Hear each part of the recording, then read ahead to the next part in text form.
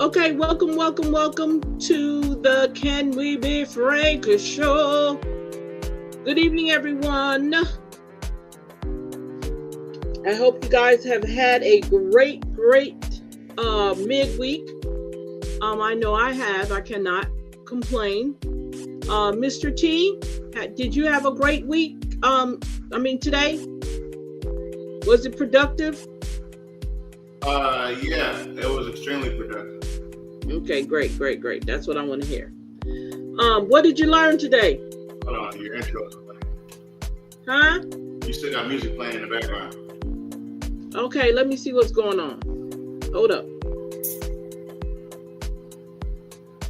Oh, I hear it. I see what's playing. Okay. Oh, there we go. Yeah, there we go. I got it. All right, yeah, no, everything's all good, man. I don't have a complaint in the world. Okay, so you guys know we usually do the city council meeting. Can I ask you something? Can you set it up for me? I'm putting it on, but can you set up can you just give me a little bit of something? I don't know anything. Okay, that's why I can't stand him. Out. I can't stand a person like him. You got to share this out. Okay. So give me a second. I'm going to pull it up. Facebook, go to your Facebook, go to Universal Collective Network, hit the share button, and it's going to, send it to people that you watch the show, because they might not know we're on yet. Okay.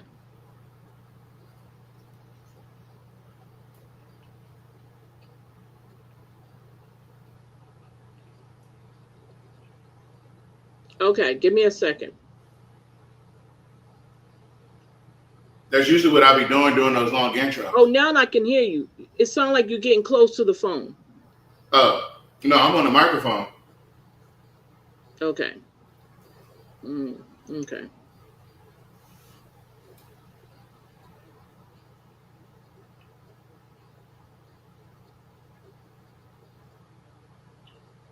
Okay. That's right, folks. I'm on my 35th Facebook account. I got to set it up. Apparently, I'm supposed to be banned for some reason. I'm pretty sure I know why. Them crackers did it. Them crackers get away with it. Yeah, that's true. Okay, so we're going to go ahead and get started here. Give me a second. Since Tavares is worthless on this one, we're just going to go ahead. I didn't digest the whole city council meeting. I was kind of out of it when I was listening to it. Okay. All right, I'm going to put it on. All right. Myself, I'm the chairman, Councilman Johnson. I also have Councilman Jules Green, Councilman Malcolm Labadan. Alexandria City Council meetings and committee meetings are broadcast live and may be viewed on Optima Cable Channel 4, and rebroadcast can be viewed on Optima Cable Channel 4 and the City of Alexandria website, www.cityofalexandria.com. Okay, this is to consider final adoption of ordinance authorizing the 2025-2026 major budget amendment. Item 6. Now open to you, Mayor. Yes, I'll do an opening and in the summary, and have Paul here to do the detail if there's specific questions that he's needed for. So first, welcome back, everybody, and Happy New Year. And just a general reminder for anyone new, although most of you have served either before and this wouldn't be your first, but for the audience and others, the major budget amendment of this year represents essentially no major set of changes to the budget. So some years it can be a whole lot of reconciliation, other years not. I would never say non-material just because we're dealing with big numbers, and so materiality is not necessarily the word.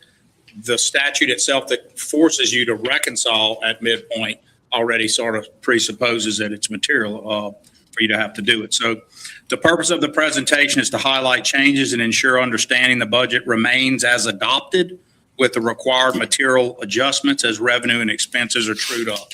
A fancy way of saying, as the year goes on, you predict what revenue will be, you predict what expenses will be, then you have to true up where they are according to state law. And it is required that we do this by state law. So we'll go through what we would call a summary of this current reconciliation, which we would call a routine version. By routine reconciliation, I mean it's a regular process of reviewing and updating the budget to ensure it accurately reflects changes in the current revenues and expenses as they were predicted to be versus now. You can have real minor ones, as I said, or really deeper ones. The key areas we review for this summary would be operating expenses, revenue projections, capital projects, departmental budgets, reserve funds, et cetera. And so looking at that, I will just tell you that each of you has this set of documents which will show up what has changed, and here's the highlights, and then we can begin answering questions. Revenue, we're increasing sales tax prediction by 5.571 million. So we're predicting that the revenue for sales taxes will be more than originally budgeted by 5.571 million. That's a good sign. But with that is a corresponding use of prior year revenues. So that goes from where it was to 4.828. But that results in a decrease in the transfer from the utility by 3.233 million. So dropping the transfer from utility that used to normally be in that 5%, dropping it recognizing the increase in sales tax and the use of prior funds. Expenses. All right, so Mr. Mayor, I have a question. So you said we've had 5.571 million more than estimated in sales tax revenue? We increase that we will be up by 5.571 by year's end. So we budget conservatively, and then we check at the halfway point of the year. And if it's looking like it's going to be consistent with previous years or higher, we go ahead and up the budget to make it more accurate. All right, is that, I know that's a good thing, almost $6 more million. And that comes from people purchasing items and paying sales tax for goods in the city of Alexandria. Yes. We won't know our Christmas numbers till February-ish. It's a 2-month lag, but Now, do we know why? I mean, is this increase normal? well, I mean, that's a deeper question. We talk about it every year at budget, but just to get into it a little. Just looking at Alexandria historically, Mr. Johnson, I would say that Alexandria, while it doesn't maybe have these great waxes up, it also never had the wanes. Obviously, COVID and the real economic challenges back in the 2010s posed a little bit different, but Alexandria used to grow between 2 and 4% a year. So that would be a normal growth. So again, while that isn't a big spike like you may see in other cities, our 2 to 4% was 2 to 4, maybe 6 sometimes was a guarantee, which allows you to predict and is a very good thing if you look at that over time. So if you look at a Lafayette, which can have big waxes, but it's also had big wanes, big dips, that's less predictability. Pause. Budget more conservative now, both because of COVID and just because. You said they got big wings and they got big what?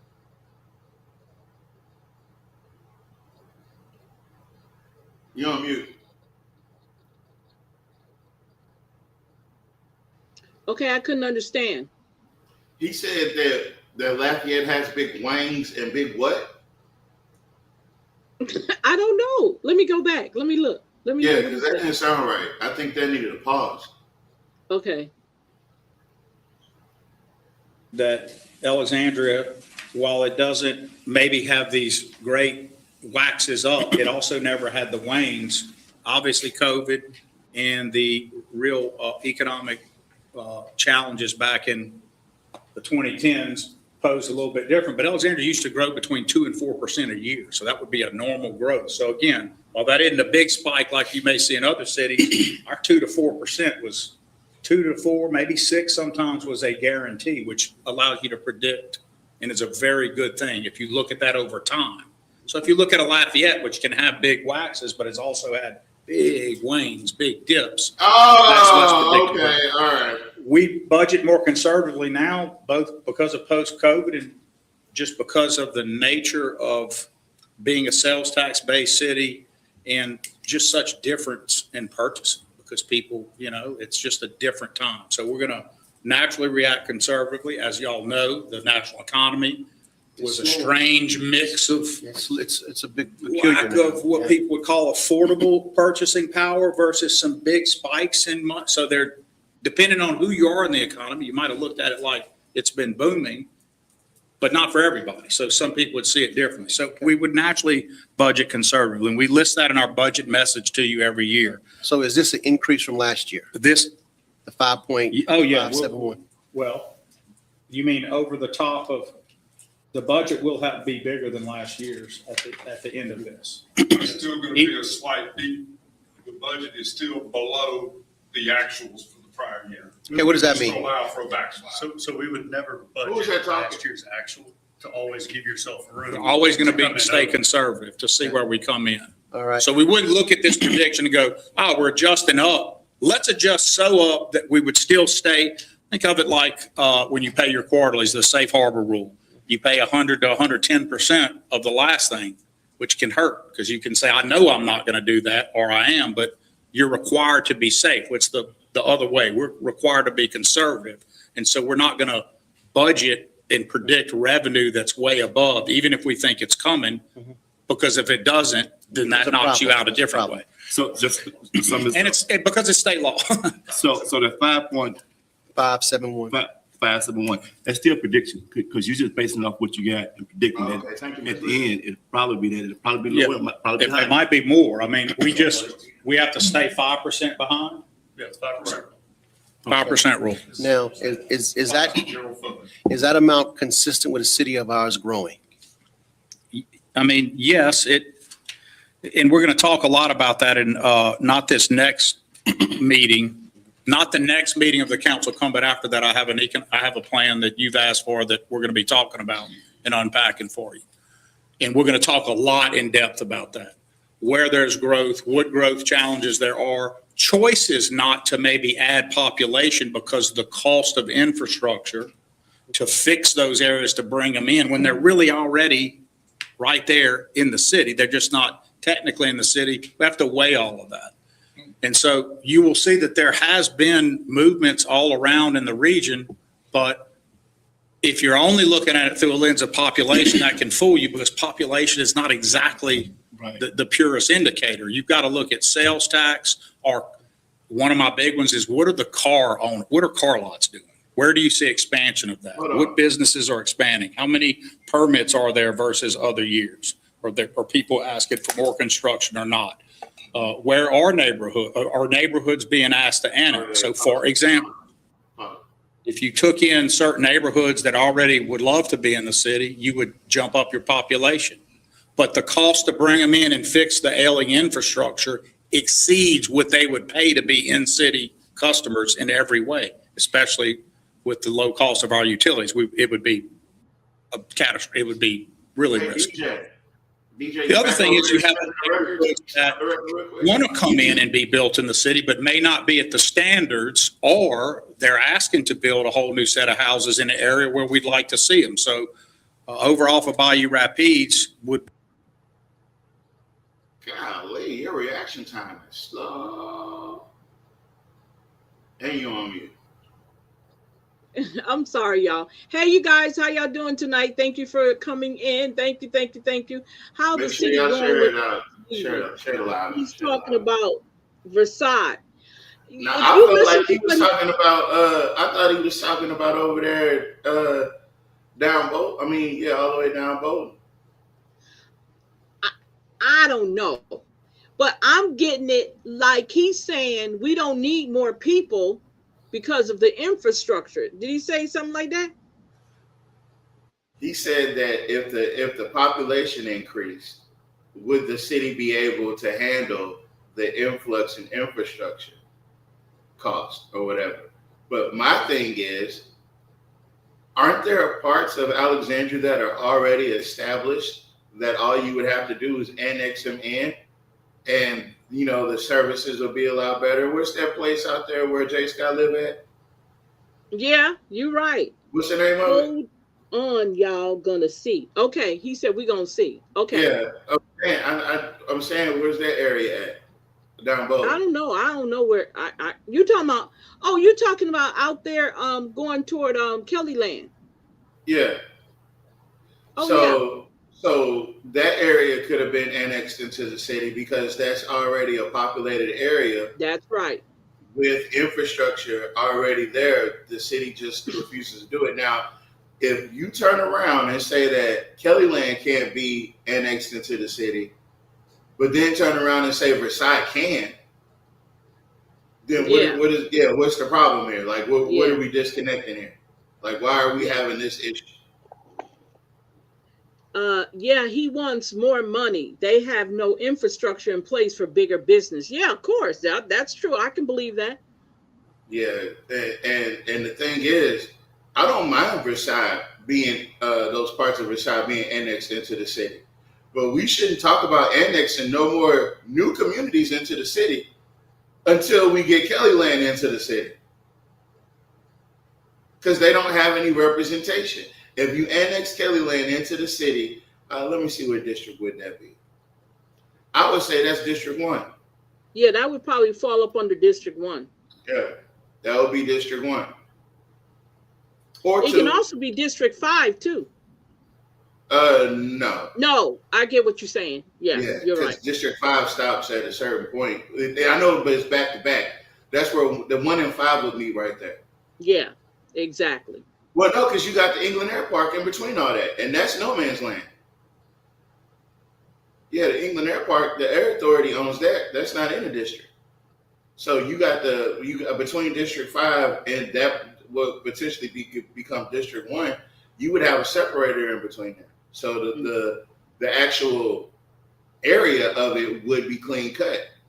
Now, again, the only reason I'm having this conversation is because if you're not talking about annexing Kelly Land into the city, where those people that spend their money in Alexandria Yep.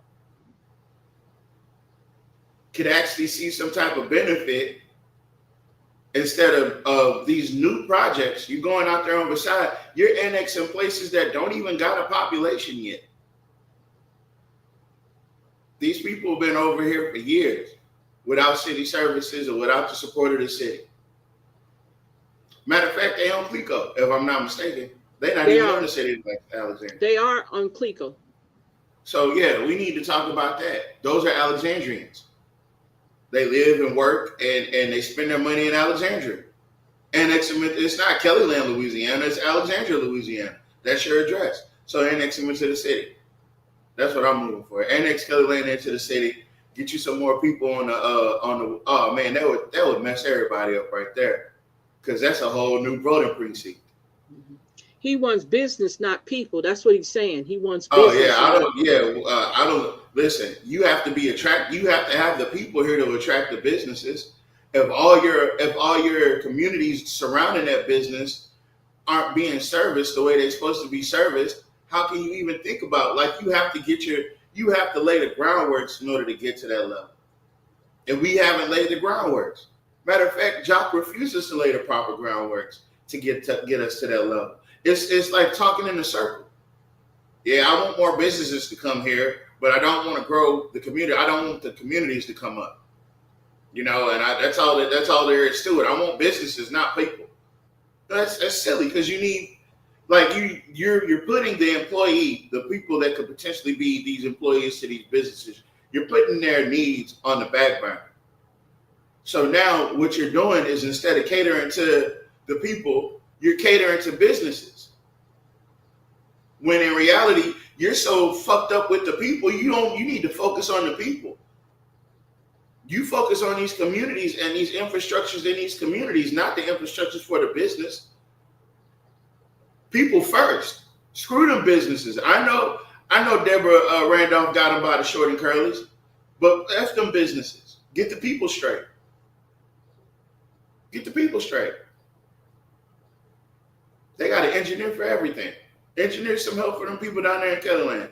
Make sure it don't flood. Whatever they got to do over there. But again, the Kellyland is what is the race of the population majority of Kellyland? Black folks, ain't it? Am I tripping? No, you're right. That's right. The majority is black. That's why the people are not important. Businesses are. All right, I guess we can keep that.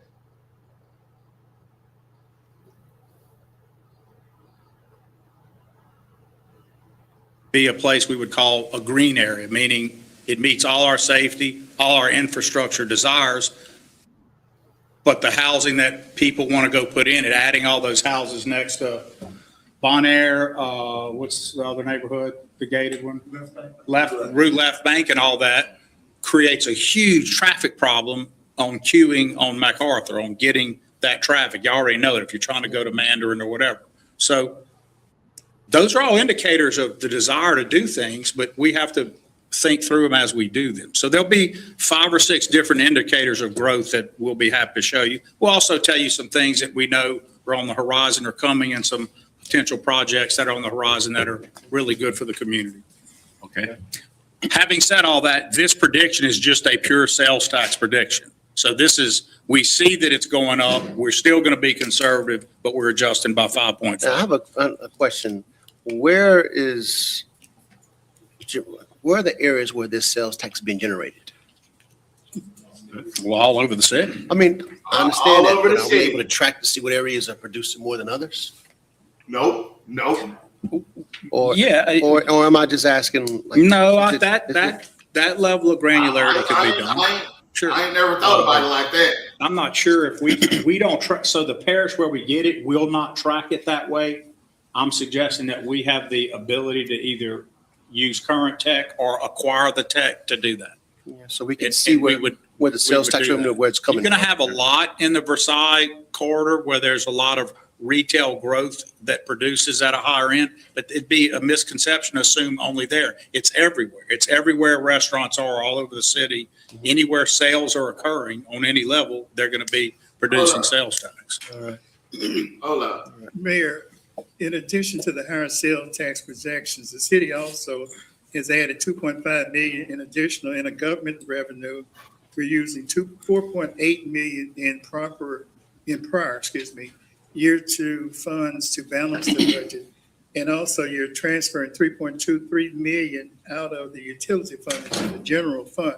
So, as Mr. Larvin was saying, trying to track where it's at, because I was reading the LSU Alexandria Central Louisiana Economic Dashboard, which says our collections are down compared to last year.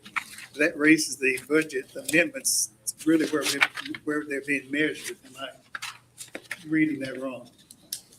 Yeah. So it's negligible. It's almost flat. Like I think it was minus Less than 0 point something. So I would not that. So we don't even have our Christmas quarter in, which is the one Alexandria kind of states last because we're the biggest retail center. So I know what the dashboard said, and I understand there's some, you know, you got to read it a little more carefully. Did he just say we're the biggest retail center?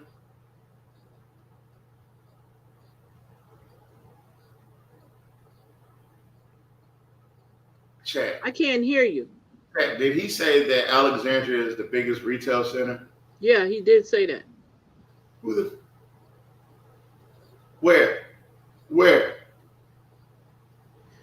Let me tell you why he had why he has a problem with tracking. Do you know that there are software systems in place in cities that are kind of upgraded that can tell you exactly where majority of their sales tax is coming from? There is always, if they have, the police have the pre-crime recognition software that they have up there.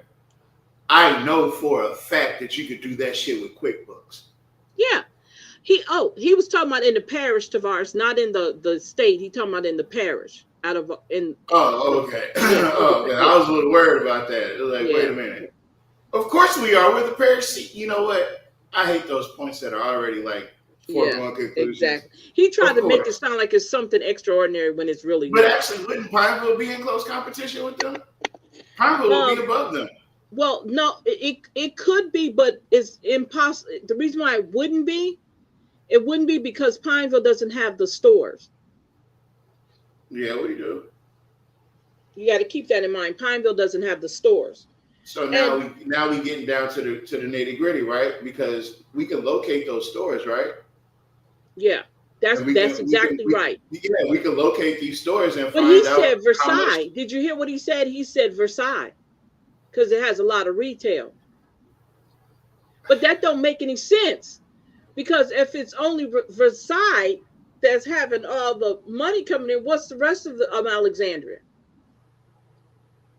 So Kroger's. Okay, so let's talk about Kroger's, Super One, Albertsons. That's not Versailles.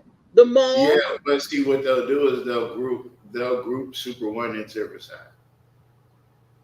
But you can break it down. You can break it down to all the stores. Because it's so close to Versailles, they will say that Versailles has had an impact.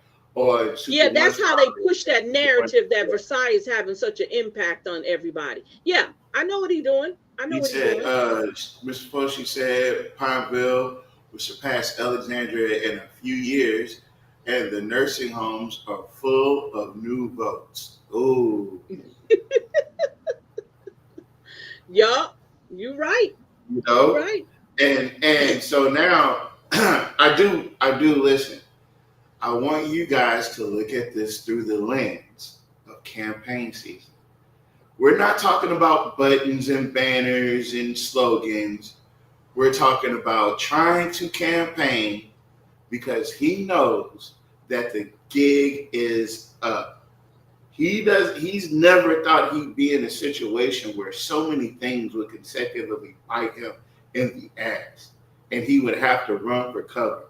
He's been running for cover for at least the last 3 months. Ever since we said that gerrymandering shit, that he was behind that, when we pointed that out and showed everybody how the guy from the Rapides Parish Planning Commission said that the city called him up there. And then Brother Jay Scott said that he was in a meeting with the guy, and the guy told him, I got to run up to the mayor's office, blah, blah, blah. And Jay Scott waited for him to come back, and Jay Scott says that he told him that they're on his ass about gerrymander, and they want those maps re-gerrymandered. Right? I say all that to say this. That's one lick.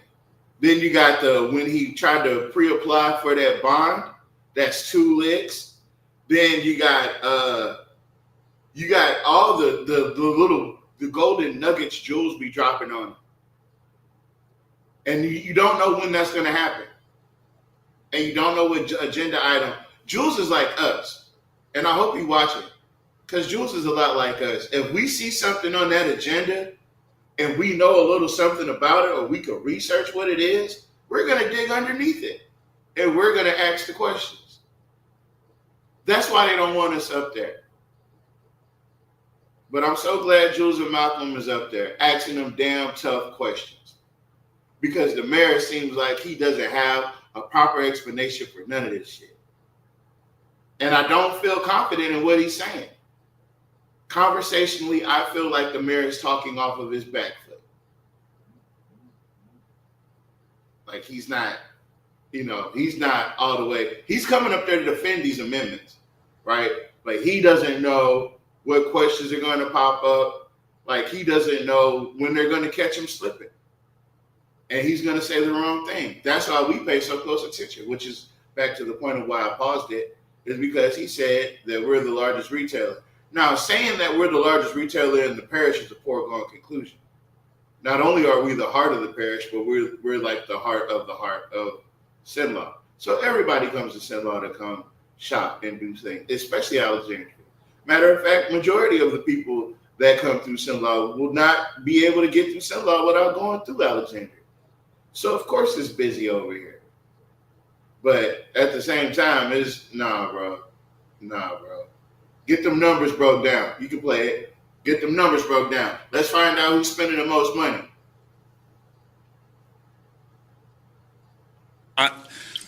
I don't know that it's going to be down by February. I think we're going to see. I look like a pretty big Christmas out there, but we'll see.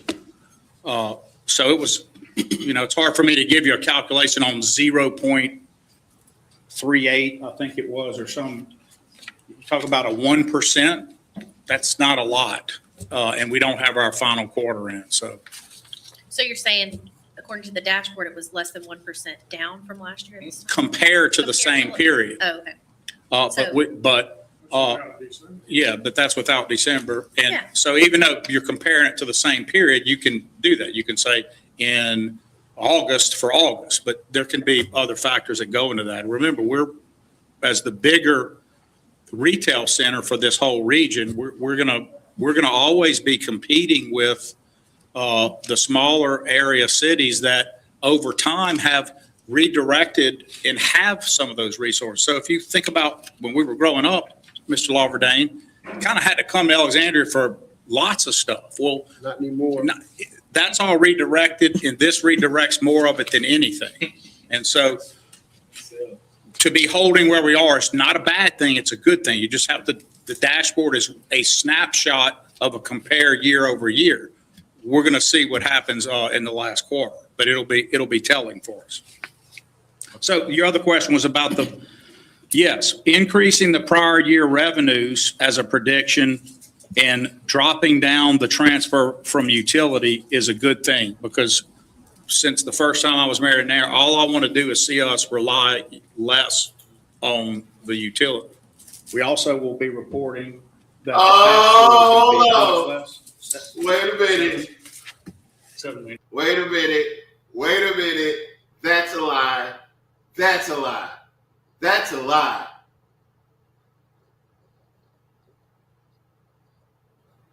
That's a lie. Can you run it back like 5 seconds?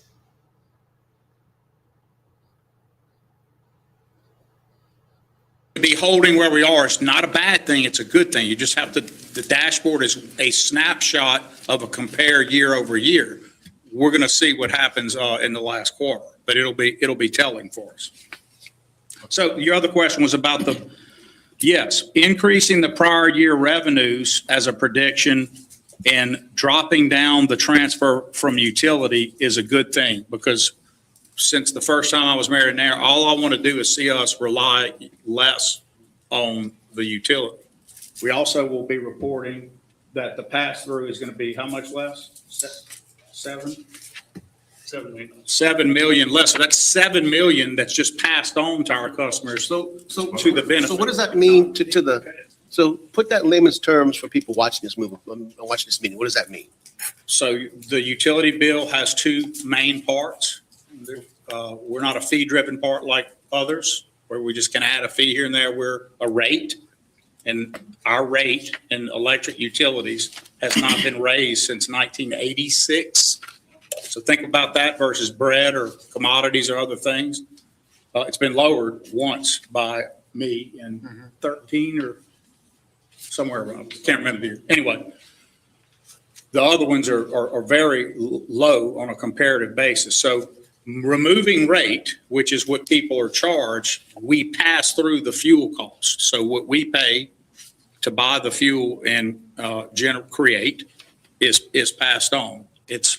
There's a tiny percent that it's not a pure dollar for dollar, but it's for practical purposes a dollar for dollar. We don't make anything. We don't do anything. So the city makes. It's called line loss benefit. You have to adhere to state law too. Yeah. So what we're saying is there's going to be 7 million. He's going to be.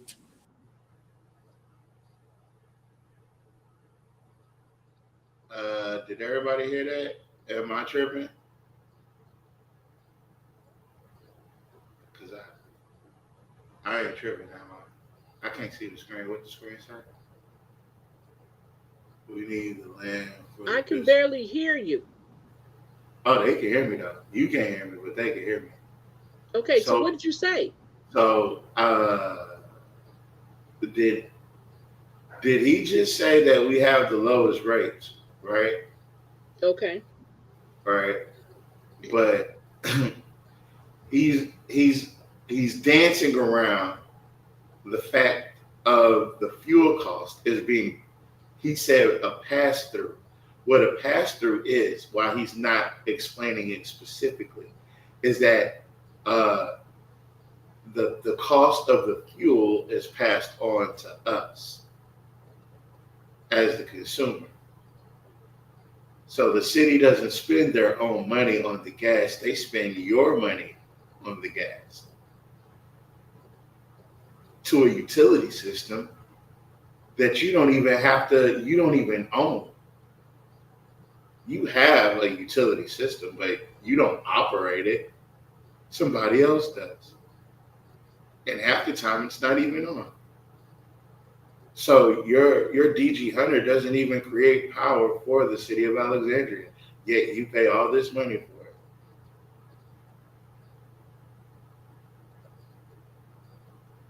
That's the pass-through. We don't have to be involved with myself. He chose to be involved with myself. Matter of fact, they brought extra property so they could get involved with myself.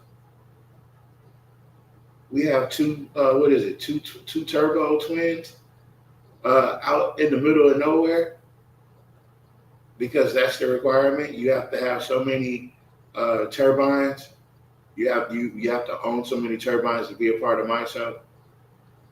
And so we didn't have enough to get in with just DG Hunter, so we had to go buy Bayou Co. With your money. That's what he said about having the lowest, I've been trying to rely less and less on the utility. That's a lie. That's a bold-faced, bear, dog, pig fucking lie. That's a lie. And he knows he's lying. That's why he didn't say exactly where the money goes about the gas. He called it a pass-through. And he could have just as easily said, that's we charge that's on the bill as well. Yeah.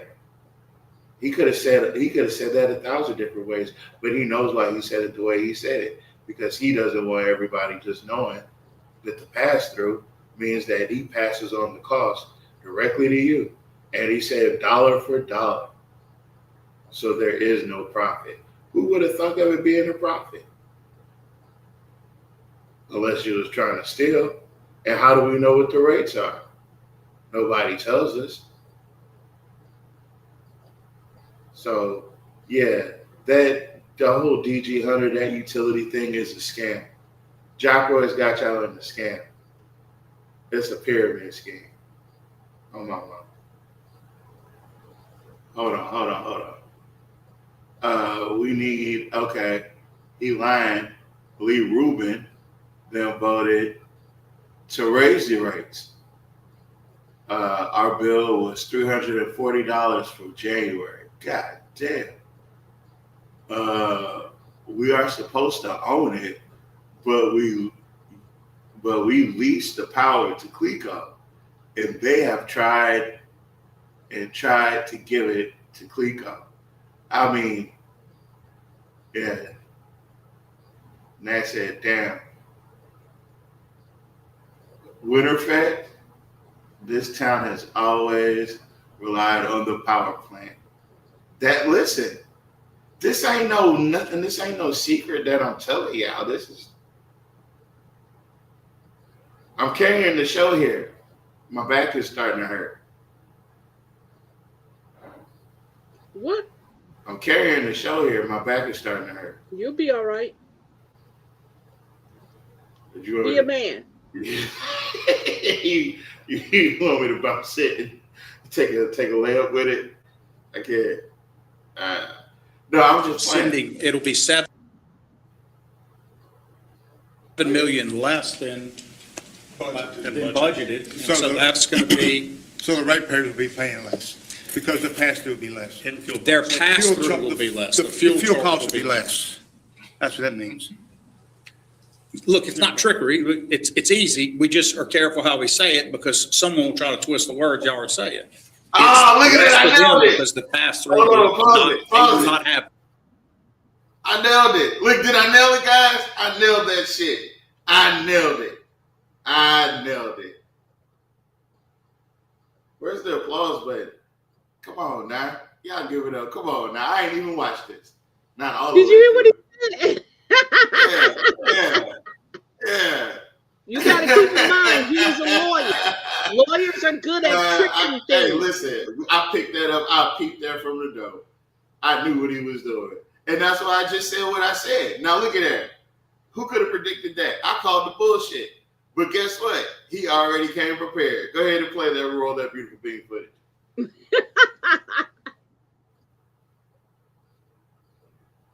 Passed on to them 7 million in difference. That's a good thing for them. That is, okay. Okay. Anyway, so That nigga sounded defensive Hold as a up, motherfucker. hold up. Listen. Now, if we can go back several years, and do y'all remember my conversation I had with Marcotte on Facebook? Which I don't know if one? y'all can remember it, but I had a conversation with Marcotte on Facebook. And it's so funny that 7 million was how much he said when I asked about all that money that they were supposed to be getting back for the Clico deal. The people were supposed to be getting back from the Clico lawsuit. He said to me that you got it back. The people got it back in $7 million in savings. Do y'all remember that? Savings? I can't fucking, I mean, what kind of savings? You gonna apply it to my account? Excuse me. No, they weren't going to show them that. They weren't going to. He said he got it. It came through your bill, not you got it good in your put in your. He said it was 7 million in savings. You got the amount that you got, but it was more. And the other amount he said you got $7 million in savings. That just kicked something in because I remember Marcotte saying the same thing. Are they running the same play? Huh? They running the same play? That's what it sounds like. That's what it sounds like. Champ. Yeah, they be forgetting. We don't forget. I remember that. That me and Marcotte had that conversation because he didn't like what I was saying. And I said, well, where's the rest of the money? And he said, you received it in $7 million in savings. In savings. Yeah, that means that we saved it for you. We saved it for you. And I asked the question, do y'all remember getting $7 million in savings? And everybody said no. See what he's saying. Let me see. Everybody said no. We don't remember no savings. All right, let me get back to it. removing the transfer from the utility is both a good practice to keep lessening it, but it's also becoming a necessity because the utility is so cheap. So regardless of all of the constant drumbeat of high utilities, which is just absolutely false, 100%, the drumbeat also hurts because the utility can't keep passing on what anybody else would pay in a franchise fee. So if you're with Clico or someone else, that 5% is a norm. We do that for ourselves because our utility is like a private business utility, at least as to the city. We're not going to be able to do that any longer. So that's a choice, and that's fine if the rate maker makes a choice. But what you don't want to do is keep taking from the utility because it needs its money for its future infrastructure. So you can't have the utility paying the general fund money if it's not by rate and pass through in a position to do so. So it sounds like we need to work on increasing our sales tax revenue. Mm-hmm. Well, that's not driven by us. That's driven by the people who want to come here and spend their money. Yeah, it's nice to say that, but brings up a good point because we hear it a lot. City government doesn't create sales tax. I know, I'm just saying. Government doesn't sell a hamburger.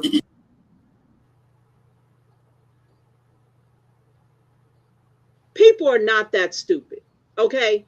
They're not. They know that. So you tell me, why do you have a revenue? Because that's what it is, a revenue stream, right? So the revenue stream is not supposed to put back into the general fund? And you can make a separate sales tax. That's what he's talking about. Exactly. And you can vote on it and you can see if people want it or not. Exactly. But he said, no, we can't do it. I don't understand that, but shit. He said bullshit. Now they want him to raise. Oh, Mr. Foshi, you didn't see. If you go back, there is a video. If you go back on YouTube, there is a video talking about raising the rates on the utility, that it is coming down the pipe because they have no other choice but to do it. Because from what they're saying, Thomas DeVee did the meeting. He said that there's not enough money coming in from the utilities because they won't raise the rates. And they don't have any incentives to get any grant money or any, I think it's called watershed money, is because we won't raise the rates. So that's coming in the pipe. That's down the pipe. That's already been a conversation. That's why he's telling you so. That's why he's trying to nail it home that it's so low. Because it's coming up. So low. It's so low. We're gonna have to give back to it, and it's so low, and so we have to cheap it in the state. So that little, you know, if you put a frog in boiling water, he'll never know it if you gradually increase the temperature. So that's what he's been doing. Exactly. So it's coming up. The raising the rates is coming up because from them, according to what Mr. Thomas David said, he said that the rates have to go up in order for us to be able to be attractive to different grants and different money opportunities. So it is coming back. It's coming up because we have not raised our rates in years, according to what DeVee said. And it's actually hurting the utilities. So I'm asking the question again. So why is this? I'm sorry. Why is this guy sitting in the middle of my screen dressed like a goddamn farmer? I don't know. What the fuck am I? Is this the mayor of the city up here dressed like Elmer Fudd? All he needs is that hat and that gun. This motherfucker is in my screen talking about some goddamn finance budget dressed like Toucan Sam, boy. I'm sorry. So that was a conversation. So the question I have again, the ox is in the ditch. Okay, there you go with that damn. My wife just said that. Laugh out loud. I told you, I'll be saying what people be thinking. We on the same wavelength. I love you. So again, so you're saying that the revenue you make off of utilities. She said, "What? Oh no, you didn't." She said she was gonna try to be good. Miss Cynthia, you are so wrong. She tried. I'm gonna have to put you No. She said she was gonna try to be good. So at least she acknowledged she was gonna try. She said that is rehab attire. You are. Yeah, that's that. Because that's that. Throw this on real quick and let me get to the meat and attire. That's that. I came up here this morning with this on. You are so wrong. You need to go sit in the corner for 5 minutes, Miss Washington. As of right now, go I lost sit my in the orange corner. coloring pencil today. You hear me? Miss Cynthia, you need to go sit in the corner right now. He said he lost his orange crayon today. I can't hear you. He lost his orange crayon today during therapy. He was trying to draw a picture of Renix. Stop. I got a headache just now. Oh, that's what it is. She said, okay, yeah, you need to go sit in the corner because you ain't being right. No, you ain't got to sit in no corner. Ain't no corners in here. We in the circle. I started one off. Oh, no, stop. Oh, my God. Y'all are cruel. Mr. Fauché, I'm going to ask you to sit in the opposite corner. There's no corners. We're in the circle. What are you going to do? Sit on the other side of the circle? I see what's going on here. I will not tolerate that in class tonight. That is silly. This ain't no damn class. Where's the teacher? We got this guy out here looking like goddamn Elmer Fudd, this bitch. He goddamn city councilman. You want to talk about the goddamn finance budget? He up here looking like he finna go fucking find his hound dog. Like he lost his shit, like he in a hurry. I gotta go. I'm like, Okay, I'm sitting. Don't look at Miss Cynthia because y'all not supposed to look at you. You look at each other I gotta go talk because about y'all this gonna say goddamn something budget. crazy. I can't find my dog, but I gotta go talk about this budget real quick. Shit. Hey, listen, guys, I want to make this real quick. I gotta find my dog. So any questions you got, you can defer them over there to Trey Guest. He knows everything. He knows everything. It doesn't sell clothes. It doesn't do any of that. But it would be helpful if more, Oh, yeah. more sales tax, more conveyances and transactions were occurring, which in turn would. But yeah, for everybody in the country. You see how he tried So to anyway, what he said? the zoo fund, so that was the revenue side. Those are revenue adjustments. So the zoo side and sanitation is, again, sanitation like a utility. You don't make no money. Well, when I was mayor before, it was always zero. I mean, I'll show you all the years. I'm going to give you all a report on how it can be run to do things right. But it's so it's going to be $3 million that we're adding back. That's nowhere to be. So in essence, Right now, you get 2-day-a-week pickup, which will never change because our community loves that. And I think, what's the all-in rate? Do you know it offhand? It's fuel costs also plus a rate average right below $40 a month. Yeah, I think it's less than. And it's a flat rate based on, for residential. Yeah. Doesn't matter how much you throw away. Yeah, and the fuel cost is determined Hold by on. how much. Hey, we Paul. pay for transfer station. We do things very cheap. So if you didn't know, added into your utility bill, I believe, is what they're saying with the trash pickup, is their fuel charge for the goddamn pickup for the trash trucks. And I understand having to pay for a service, but you're kind of forcing me to do this because you're automatically adding it into my bill. And And also so- think about this, you guys. Think about this. He said rewind. Okay, give me a second. Share this out to your friends. Hit the like button. We are in the building dissecting yesterday's city council. Mm-hmm. Well, that's not driven by us. But- That's driven by the people who are going to come here and spend their money. Yeah, it's nice to say that, but brings up a good point because we hear it a lot. City government doesn't create Right. sales tax. I revenue. know, I'm just saying. Government doesn't sell a hamburger. It doesn't sell clothes. It doesn't do any of that. But it would be helpful if more, Oh, yeah. more sales tax, more conveyances and transactions were occurring, which in turn would. But yeah, for everybody in the country. I can't stand So this anyway, tomorrow. That's the why they zoo won't let fund, so that was the revenue side. Those are revenue adjustments. So the zoo side and sanitation is, again, sanitation like a utility. You don't make no money. Well, when I was mayor before, it was always zero. I mean, I'll show you all the years. I'm going to give you all a report on how it can be run to do things right. But it's so it's going to be $3 million that we're adding back. That's nowhere to be. So in essence, Right now, you get 2-day-a-week pickup, which will never change because our community loves that. And I think, what's the all-in rate? Do you know it offhand? It's fuel costs also plus a rate average right below $40 a month.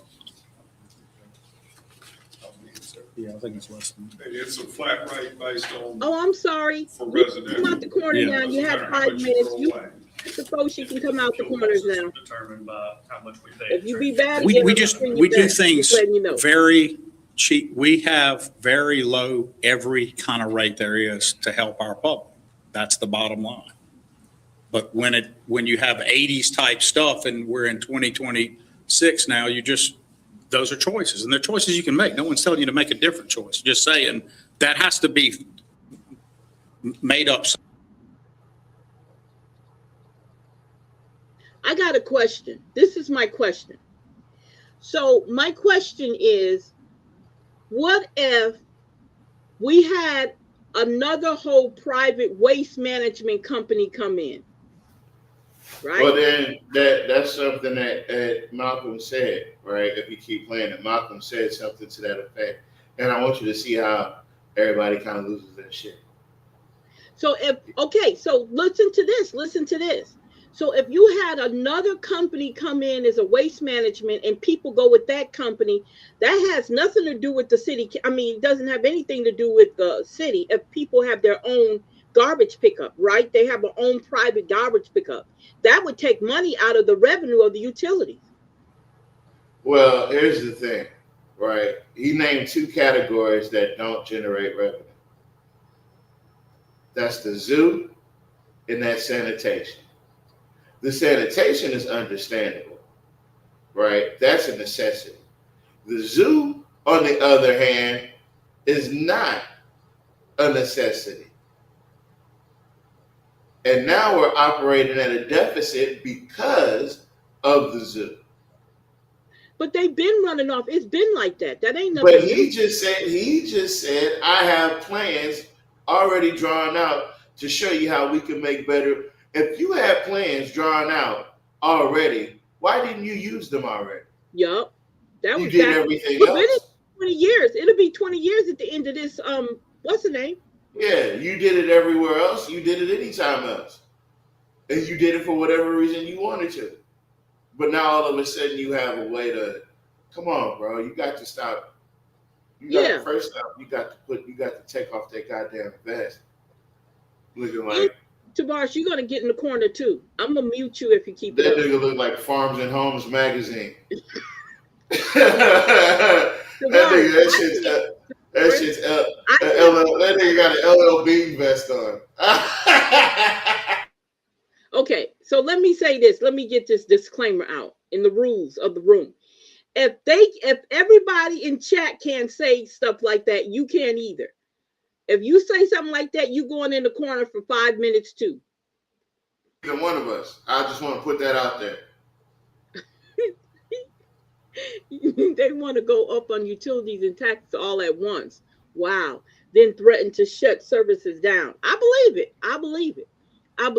If they can't get with that's why I said it should be another waste management company coming in and taking that contract from the city and see how they feel. Because if you got another waste management company in that's taking that and the people can pay that waste management company, that's money out the revenue. Since you hollering about everything is so cheap and everything, we'll see how cheap it is if that company come in and take over the trash. You understand what I'm saying? We'll see how cheap everything is. If you charge a fuel cost plus $40, then how are you not generating revenue? I know. That don't even sound right. They just broke down the cost there to pass on the fuel cost. Yeah, he loses leverage. That's right. He does. He's gonna lose his leverage. You're right. That's right. So you just said that everybody pays $40 extra. So what happens to the $40? And then he also said too, y'all, did you hear what he said? You can't take money. You can't keep taking money from the utility revenue and put it in the general fund. So what is the money for? Well, because you have to have money to run the utilities, the maintenance. No, that doesn't make any difference. If we own it, you did that. We own it, so we should be able to move money back and forth. Yeah. We do any other time. Yeah, you do it everything else, and you don't do it from the utilities. You move it from other stuff, important stuff. And you slide everything towards the utilities all the time. Yeah, stop it. We spend more money on maintaining all this shit that don't work than we do on actual. Yeah, man. Links on the Bayou and Johnny Downs that don't bring in revenue. Let's see what they say. Let's go. Somewhere to provide that service. Because you don't want to pay $3 million to stand up sanitation. That, we never had to do that before. So what you're saying is our sanitation department costs $3 million more than what we're collecting. I mean, I wouldn't say it that way. I'd say for the employees and everything in it, we're adding another 700,000 to true it up for the year. So, you know, there are things you can look at. You can look at overtime and all those kind of things, but they're in while there are some overtime issues, I will point out when we get to big budget, or we'll be doing during big budget, I would say that sanitation is not, those guys are working hard. They're doing everything they can do. It's just, that's the cost of where that is today. That's what it's costs. That's what it costs to pick that up, get it, pay the fees to transport it out and do it. Budget that we bought some new trucks and whatever, does that come from that, does that factor into that 3 million? Yeah, that's all Okay. rolling stock. and Yeah, so we operating had to capital. do some big ticket things. When things are run right, a rate and your cost should Should. cover your future infrastructure. So that's what it is. There's the operating budget, and then there's what we call our enterprise funds. Those are things we're choosing to do, like a private company would do, a waste management would do if they had your sanitation. CLECO would do if they had your utilities. And where we do those enterprise funds, rate, you know, the fuel cost is really a pass-through for us, so I won't counter this, but your rate should cover the three things we always talk about. They should cover the cost of the employees. They should cover the operating stock, if you will, rolling stock, anything with wheels, et cetera. And thirdly, and very importantly, really four things. Thirdly, they have to cover future infrastructure, big capital needs. The fourth one I would loosely call, you got to have something there for a rainy day too. You don't have to make a profit in the traditional sense that a private company does, but you have to be adding to a retained earning some percent so that if there is a catastrophic event, not covered by FEMA, not covered by something, and you have an enterprise fund, it can stand itself back up. Some people say that's 10%. Some people say it's 15% of an operating year. It just depends. There's a best practice for different types of things, but certainly, you know, people would say half an operating year is a good thing to have in most public organizations. I'm not saying it has to be in everyone. I'm saying that's a generally good indicator. Tell me something, if there were to be a rate increase for sanitation, I'm not saying I'm for that one way or the other, would that result in a net increase for wages for the workers? Well, I think you'd look at what people are, we need to pay sanitation workers more. That's an easy one. We need to pay linemen and people in electric more. I mean, we're not at market in these. So again, sanitation and all those things are enterprisey. There are things you're doing in enterprise. Not every city does those things. If you are doing those things, you ought to be competitive with the private sector. When all of you were growing up, Madam President, Gary, everybody up there was when Jules was at the city, there was a different bet. The bet was you might not make quite what you'd make at the city in the same job in the private sector. But because of defined benefits and all of the other things, retirement and other things the city paid in the long haul, it was better. So comparable wages, way better retirement. It's a different day and age. We're so far out on some wages in some areas that you can't attract. And I'll just take one more step. This can be in a deeper meeting we all discuss, but I want y'all to also remember employees are different. Y'all could tell a family member, like, go get this job at the city, make this bet on yourself. It's going to pay off in the future.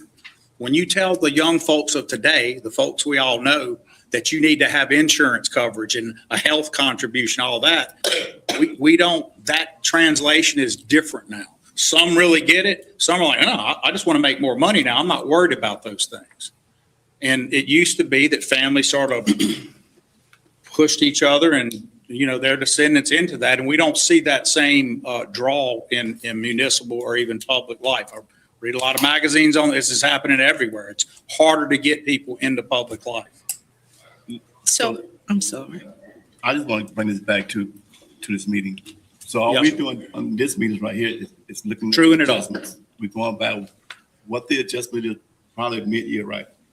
And question on that, because this is good conversation, but we'll be here for 3 or 4 days asking a lot of these questions. So let's get to the. I'm answering the best I can. Yes, we understand that. I always hear that we're so far behind, and what does the city has to do to actually catch up to be where we need to be? When you say far behind, in what way?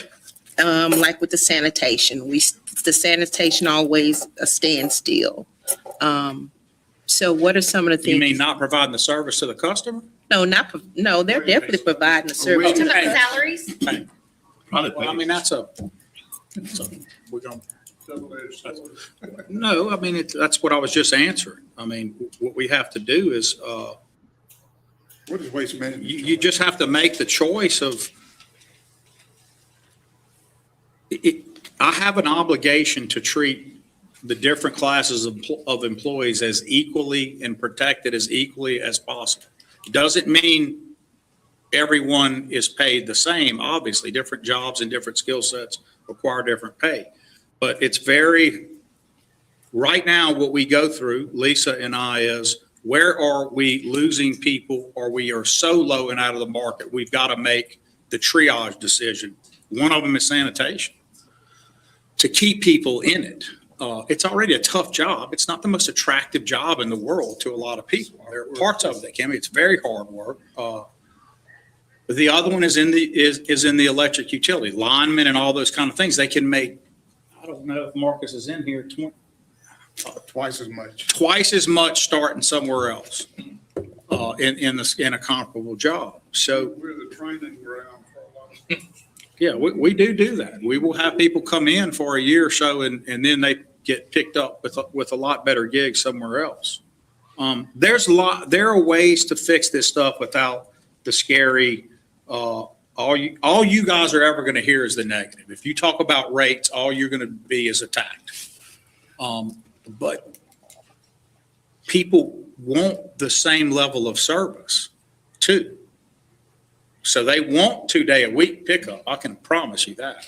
And remember, we go out and pick up green waste, white good, refrigerators, all that. If you're not commercial, in other words, unloading your rent house on the street, which people do, we end up having to pick it up and deal with it. But if you're unloading your own home or whatever, we pick all that up. Other people charge by the loads in a very different way than we do.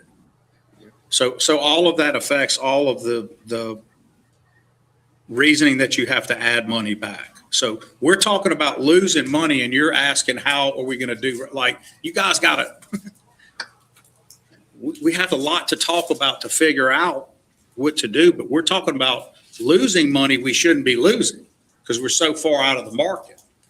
We're also out of the market on paying people because we're so far out of the market. It's a vicious circle. And we've got to reinvest in some of these things. When it gets to the point where you're not getting the. And that's why you don't own your own utilities, because it comes with all this. It's not even about that. Why don't you let somebody else run your utilities? Why don't you give utilities to somebody else? No, you didn't want that. Now you're sitting up here complaining about everything when the opportunity for CLECO to take over utilities, you got mad, people got upset and mad. But now you complain about not being able to keep people as workers, utility linemen and all that, because you're not paying them enough. See, that's what happens when you make these type of decisions, Jock, okay? When you make these type of decisions and wanted your own utilities, you wanted to buy big old propeller from ships.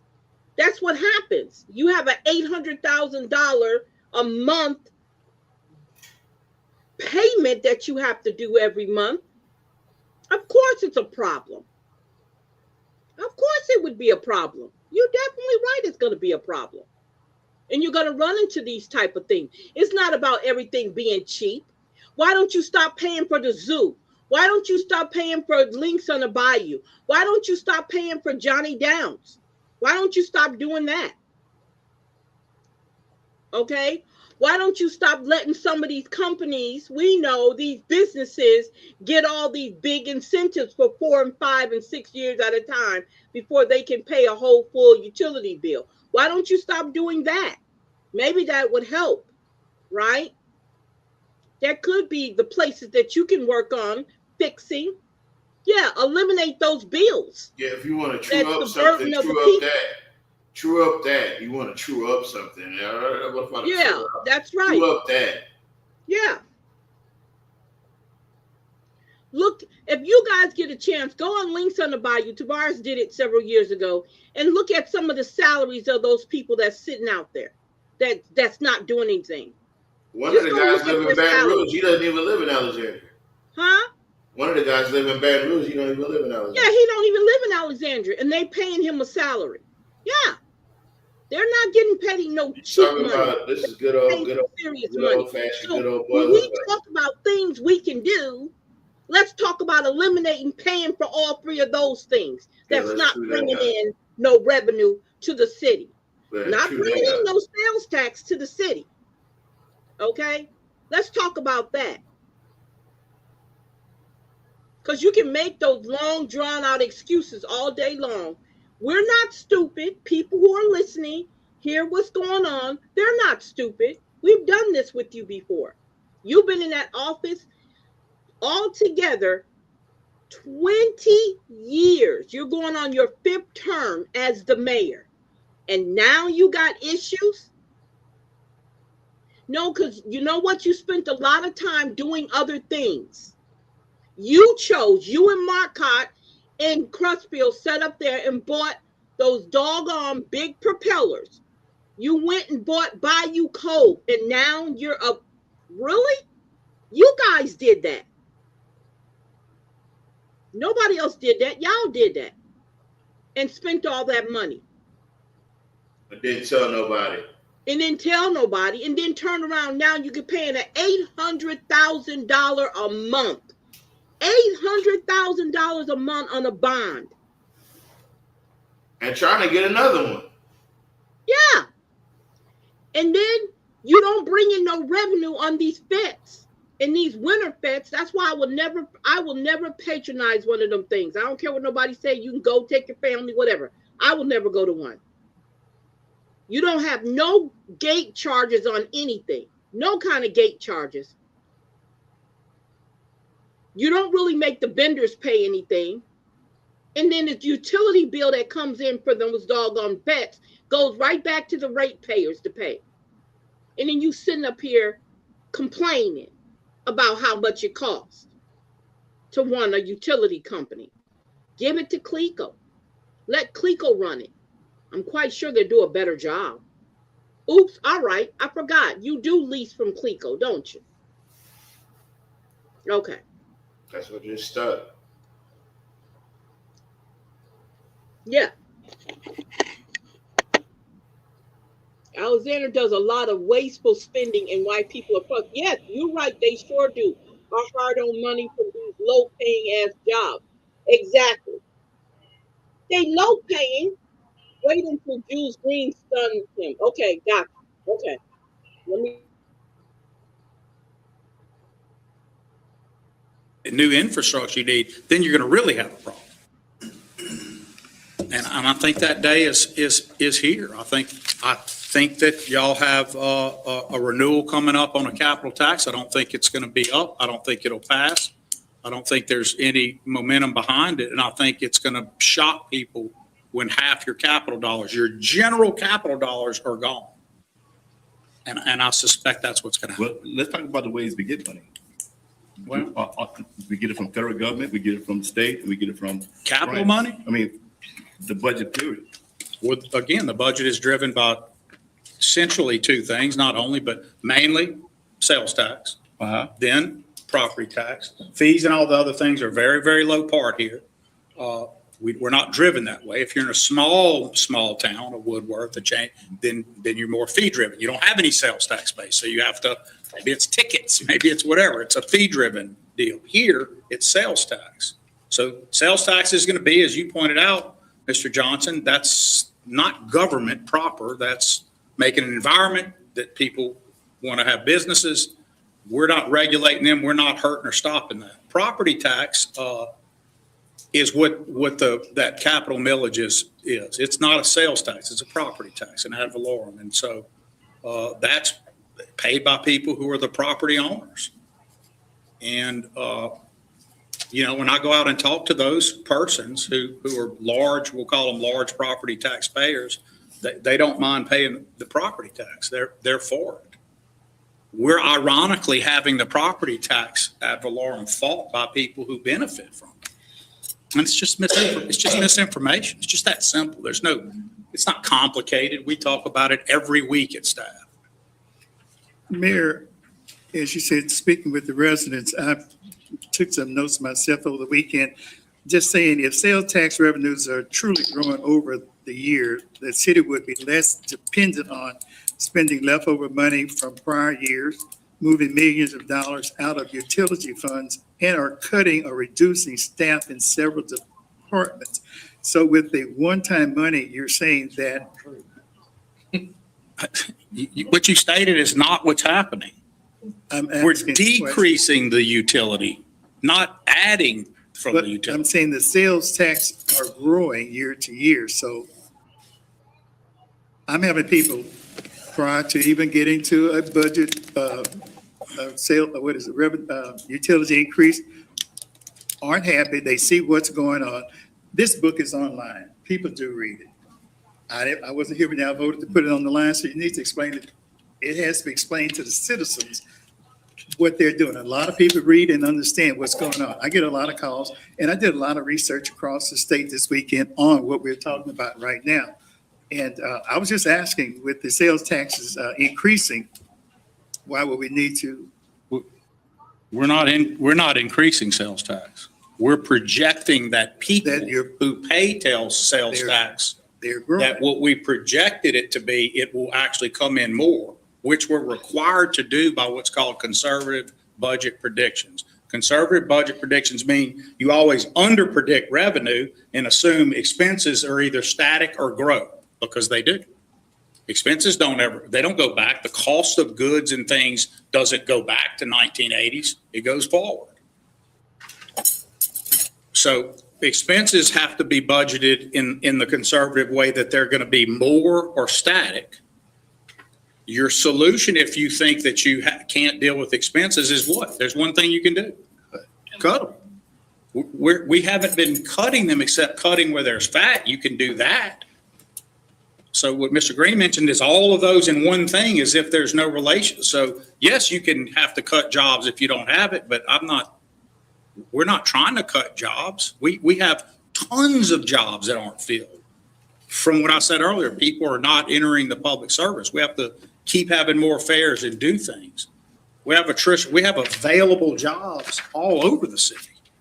So it's not that, I'm not sure what that was, but again, revenue is being decreased in its transfer from utility to the general.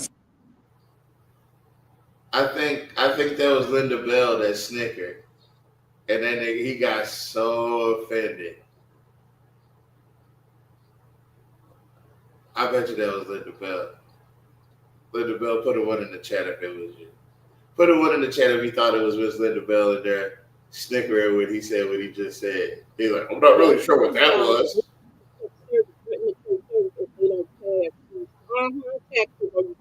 Yeah, we can't hear you. Yeah, that's that. But see, he's been doing that, David. He does that all the time. We catch it. We know what he's trying to do. Yeah, you're right. He's done this before. So somewhere they're struggling, just like I said. If you go back and watch the video where David DeBeat, whatever his name is, Thomas DeBeat was talking, and he did that whole spiel. They did a whole meeting talking about the utilities and the possibility of having to increase the rates. They were giving us the reasons why they have to do it. Again, if you did not jump up and go buy those big old propellers and buy you coal, this wouldn't even be a conversation. We wouldn't even be in the hole. That's right. That's right. So you blame the people because the rates are higher. I mean, the rates are low. Now, Yeah, but the pass through is high. the pass through is what? It's high. That's the part he's not talking about. That Yeah. pass through. Exactly. That's why people fuel charges on their bill be more than their utility bill. That's right. That's right. Because you're paying for stuff. You're paying for things that they don't see. That's not, if you wouldn't have never jumped up, I saw it. Yes, ma'am. It's now making full circle. Goins got some ears on him. He looked better fat. Look, okay, look, folks. See, you trying to get back in the corner. See what you're doing? I'm going to put you back in the corner, sir. All right? We're not doing that. Okay? I'll do the shit. But yeah, this is interesting. This is so interesting. Because y'all know that renewal tax is coming up. You heard him mention it, right? Yeah, he said it's not going to pass. Yeah, yeah. And if I know it's not going to pass, that misinformation about what it does. And he said he talked to the high property owners, the ones who live in. Yeah, I heard that too. I guess everybody else don't count. Yeah, exactly. All other property owners don't matter. It's just the ones who pay that high. They don't mind doing it. Okay. Again, we understand it's a renewal, but we know that you don't put nothing inside where it belongs when you do those renewals. We already saw that. We saw that before it happened. Okay. So that's why people are very skeptical about actually doing that. He talked to his backers who can afford it. You're right. He sure did. That's who he did that to. Yeah, that's who he did it to. Sell the utilities, and then you won't be crying about hiring nobody or not. The reason why people probably are not jumping up to do those jobs because they don't want to work under you. You ever thought about that, Mayor? Maybe if you get out of office, people will be clamoring to get to those jobs. Maybe you're the problem. Maybe your administration is the problem why people don't want to work under you. Maybe it's not just because you know why? Because there's people who are working restaurants for lesser money that they're getting paid with the city. We already know they'll do that. Right? So maybe it's not just a job. You know? Yeah. Maybe yeah, it's the exactly. culture. Yeah. They'd rather work for somebody else. Yeah. I can see that. People rather bust tables than to work for you. Maybe it's you and not the job. Maybe not the pay. Because people will work for whatever they need to work for. And the idea that you're saying that people don't want to take that chance, those jobs don't pay a livable wage. Yeah, but listen, Nat, if people want to people will work a job that's not paying a living wage for peace. Now, keep in mind, this new generation, this is a whole different generation. They're not busting their behinds on jobs that they're not being treated correctly on. I'm going to tell you that right now. This interview I watched with this young man and a corporation guy. And he basically said, this generation of people ain't working at no job that they not finding peace at. They're not working it. They said they'd rather do something else. They're finding jobs where they feel comfortable and they enjoy doing. A lot of these jobs are jobs we do just to keep the roof over your head.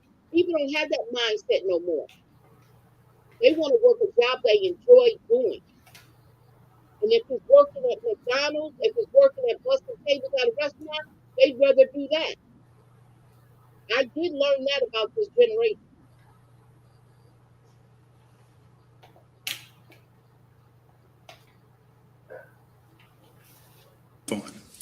Leaving the utility revenue where it belongs in its utility. Normally, the city takes from the utility. We're saying leave it.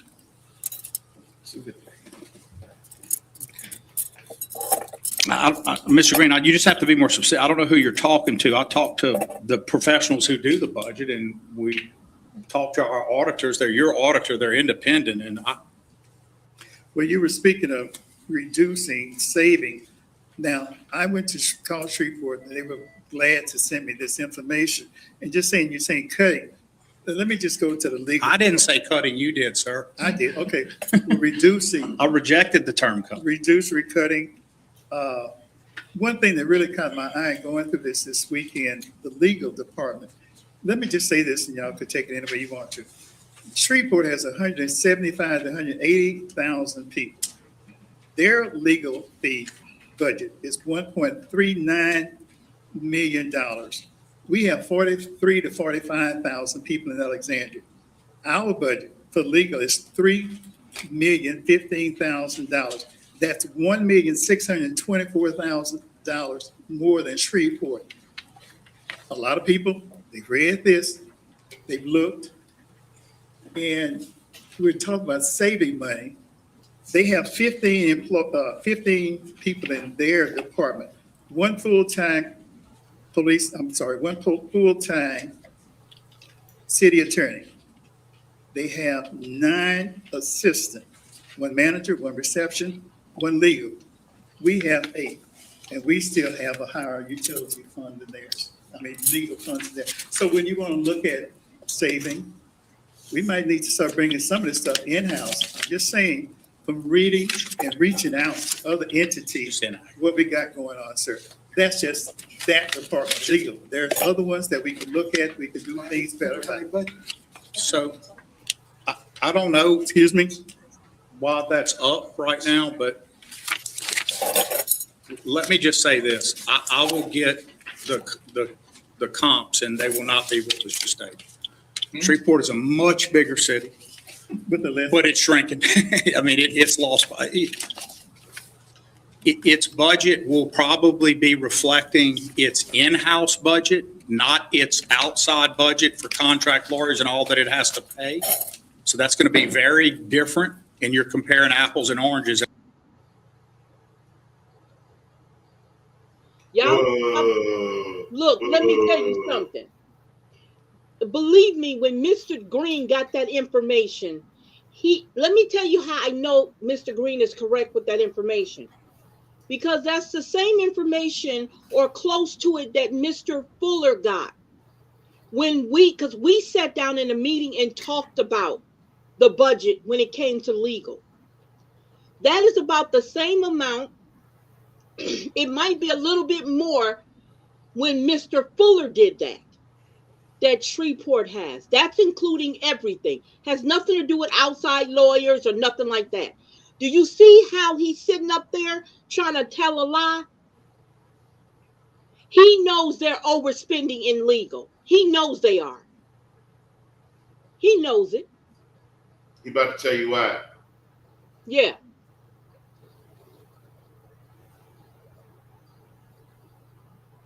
And I'll be glad to make that comparison, but I'm just going to go out on a limb and guess that if you think that Shreveport pays less claims or has less legal bills than the city of Alexandria, that, no, not going to be the case.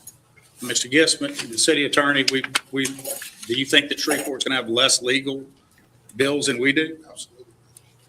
You said Mr. Gibbs, but that's Mr. Goins. That's Mr. Gibbs. No, I asked Mr. Gisson and I asked Mr. Goins. Okay. This is going to be easy to do. It's going to just be looking at what that budget. Hold up. One, Jules said, my bad.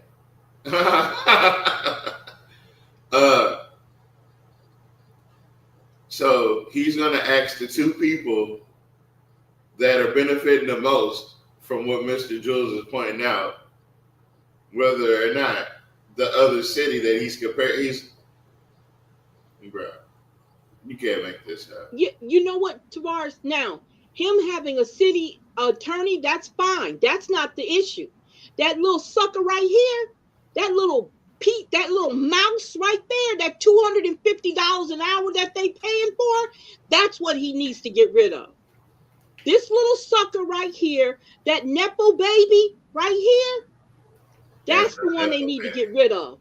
That sucker sitting right here. That $250 an hour that y'all pay for that's who needs to go.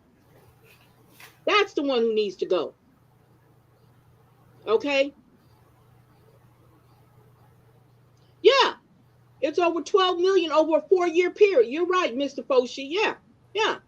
Oh yeah. They spending some money on legal. Now, I promise you, Mr. Green didn't just get the legal, the money that they spent on legal just for locally.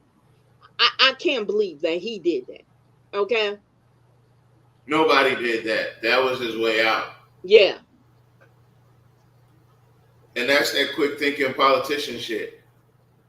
Because he got hit with a softball. Well, he got hit with a whammy because he didn't even know Jules was going to bring that up. But they were talking about savings.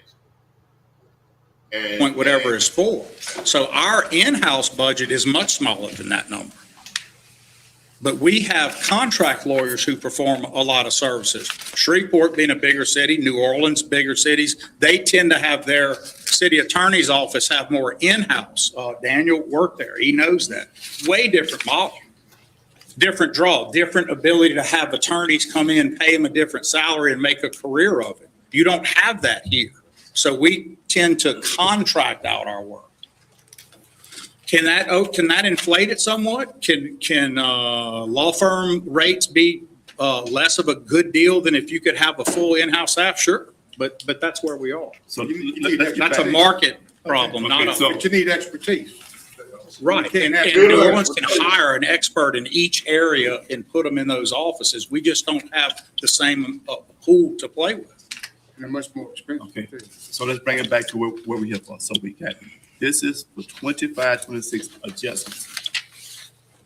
Let's go through the numbers and see what the big adjustments are and why the adjustments there. That's what this meeting is for. We had 30 minutes, of course, it's gonna take more than 30 minutes. So, Can we give you some good news too? well, good news is. I thought this was all good. We're decreasing the dependence on utility. We're doing those things. The zoo also increased by $500,000. It's going to go to 2 million. That was at 1.5 and they get half the millage. And look at that growth, but we don't want to do anything in the zoo. We want to keep seeing things happen there, but look at the growth of costs to do that. And it isn't like they're running inexpensive, guys. I mean, y'all know that they know how to make a dollar stretch over there, but you know the events like we held the other day that are so nice. Increase in machinery and equipment in streets, 659. It. Get rid of that zoo. Get rid of that zoo. I will continue to say it. Get rid of that zoo. It's like keeping around a bad car that doesn't work, that doesn't bring in revenue, and I have to continue to put money into it. I can't drive it anywhere, but I keep, like a dumbass, excuse my language, I keep putting money in it to make sure I'm hoping that I'm able to actually drive it. But the zoo, yeah, it brings, you said, but the zoo brings in zoo and no money. Yep, that's right. If we can get rid of the mall, we can get rid of that zoo. That's right. Get rid of the zoo. If somebody wants to buy links on the bayou and maintain it, let them take it off our hands. Let them take it off the people's hands. Because it's not doing anything. Links on the bayou don't bring in no money to the doggone city. Y'all know that yourself. No, I wouldn't keep that raggedy zoo. Not me.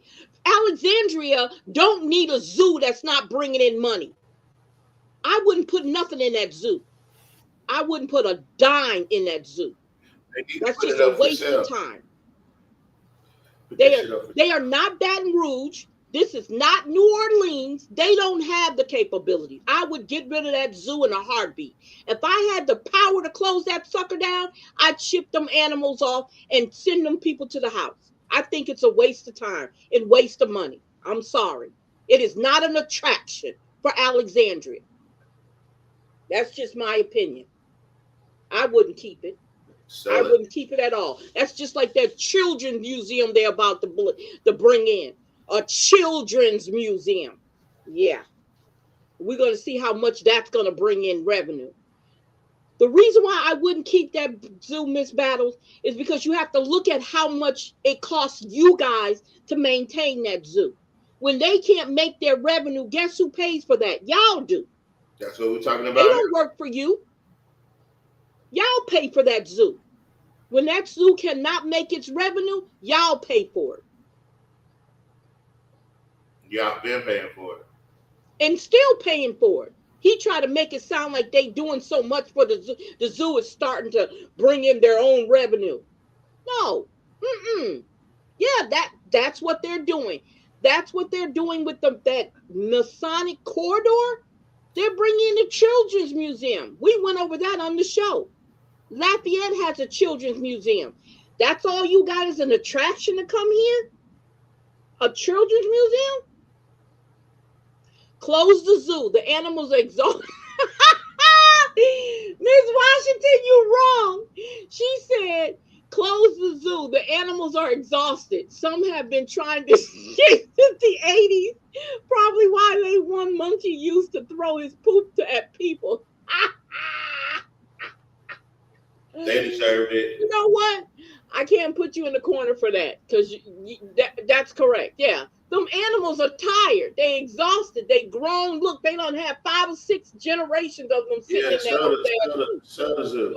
Huh? Put the zoo up for sale. I can't hear you. Put the zoo up for sale. That's right. That's a revenue. Look, that's a revenue. Put that sucker up for sales. Let somebody else take it over. And not put no more y'all money in it because that's y'all money. That's the city money. That zoo ain't no attraction. Expanded. Expanded where? The animals go hide when we go there. You said the animals run off? Yeah, because they tired of being poked and looked at. The animals need to be retired. Send them to what they call them. Huh? You said they tired of being looked at? Yeah. He says Rocky Boy can buy it. They're like women, the freaks. They only come out at night. And some are robot animals. Oh my God. Oh my God. And that's what, okay. So again, that's what y'all paying for. That's what y'all paying for. Oh, they had a big event.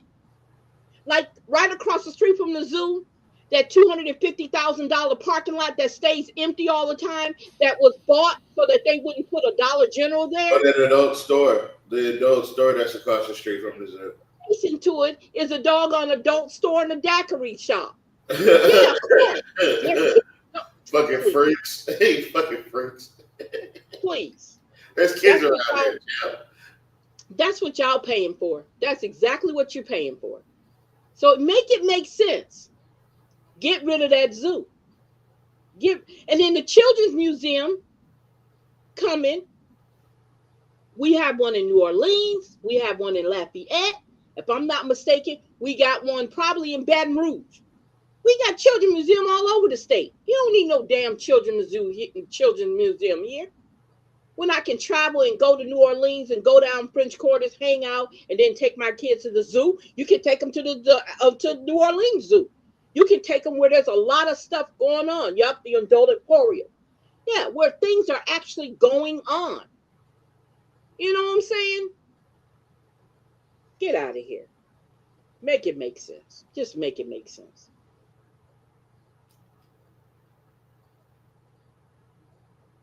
To alleviate the 625 increases in repairs and maintenance, increase in demolition, Mr. Larverdane, by Yep. 390,000 I saw to a that. total 740. That's for you. I saw that. General capital projects increase in sales tax, we're going to predict another 0.6 million. Increasing the Brownsfield to 1.2. The expense, because that's a grant, is shown underneath it, the same 1.2 as a grant. Property tax fund, Question on grants. yes. So how do grants? Okay, we got sales tax, we got property tax, and so grants also is a part of our budget. Yes. So how do we do grants if we don't know grants from, okay, when the budget when we first start the budget, we have no idea what kind of grants we get. Right. So we just make a, So they get trued up. That's exactly what's happening. That's what you said. So they get trued up when it happens. That's why it's making MBA. Because usually the grants come in, the federal grants, you learn about that. And that, there's some of that reflected in the major budget. So you see it on both sides of the ledger to Okay. reflect that it's a grant. okay. That's why you see it as a plus and then the minus, right? All right, property tax, the Handiworks building is a reignite project. That's the building at the top of the key on Masonic, right across from the fire station. That's $500,000. We'll talk about some other bids tonight, and then also we are starting on our sport courts right there on the other side. The next page is the utility fund. You'll see what Paul talked about earlier, the decrease in fuel costs by $7 million, which is ultimately a reduction to the cost for customers.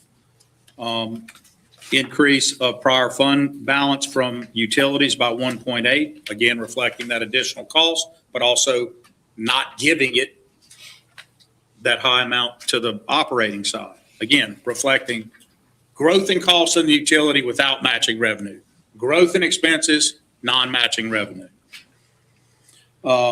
And then underneath of that, you can keep looking and you'll see the expense, the decrease in transfer to general fund, again, is stated on the utility side at 3.233. That matches the general fund decrease in the transfer. Rates are not part of that. That's why we're having to do that. It's the rates don't support continuing that transfer at that level. The increase in tree trimming is by 500,000, Malcolm, so that goes to 900. Increasing maintenance in lines and poles, another $500,000 to 1.4 in electric distribution. Increasing maintenance substations, 300,000. That takes that to 410 in electric distribution. Increasing maintenance in mains by 750. That's in water distribution. These are all absolutely necessary things in your different utilities. Increasing maintenance of lift stations by 320,000. That's wastewater collection. So you saw several electric, one water, and one wastewater. The sanitation fund on its side, so we talked about it on the operating side. Now go into the fund and you'll see its side. Increasing transfer from the general fund, so you're showing it as revenue. It's coming out of our general fund, the 704 we talked about at the top of this, and going into theirs as revenue. But it's not, it's being supported by the operating fund. So that will bring them up to that 2.918 million. Increasing vehicles, 76,000. So that brings vehicles to 1,377 to alleviate the $500,000 increases in repairs and expenses. So when we see repairs and maintenance have a problem, that can indicate fleet life, all those kind of things. You want to make sure. Mayor. Yeah. Okay, if could we add more automation to our sanitation department? I'm not gonna say no. What do you, can you be a little more I specific? guess. You mean where it picks them up and all? Yeah. With that, So I think the city looked at it a long time ago. You have to have, so everybody's got to have the uniform trash can, which some cities adopt, and people comply and play right along.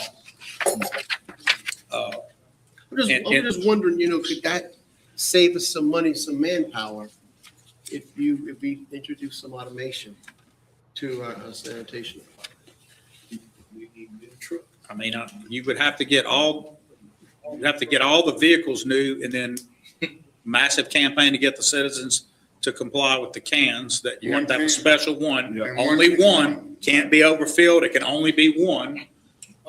And we got 2-day pickup. Those are not no's, they're just things that Alexandria has not been as quick to adopt as some other places. People, Could we just look into that to see sure, if that could help?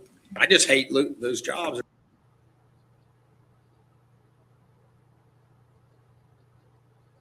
So I'm confused. You're talking about saving money.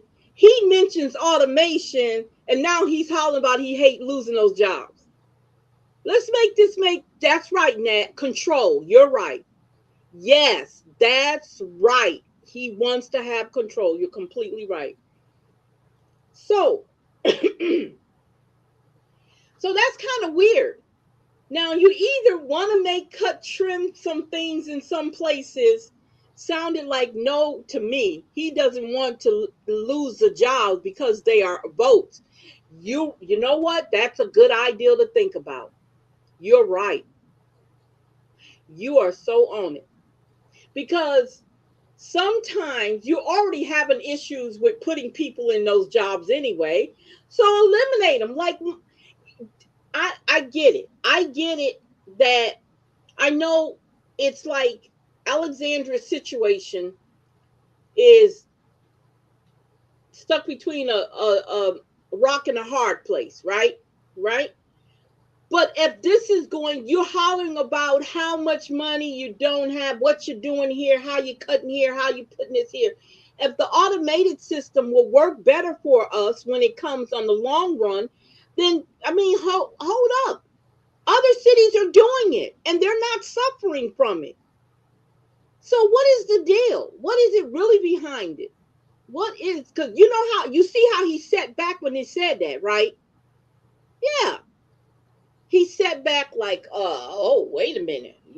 I don't, you're not even, you got jobs that you can't fill right now. So what are you talking about? Losing jobs? You're not even filling the ones you got now. So it got to make sense. I don't know. Maybe it's just me. I'm sorry, I got to go back on mute.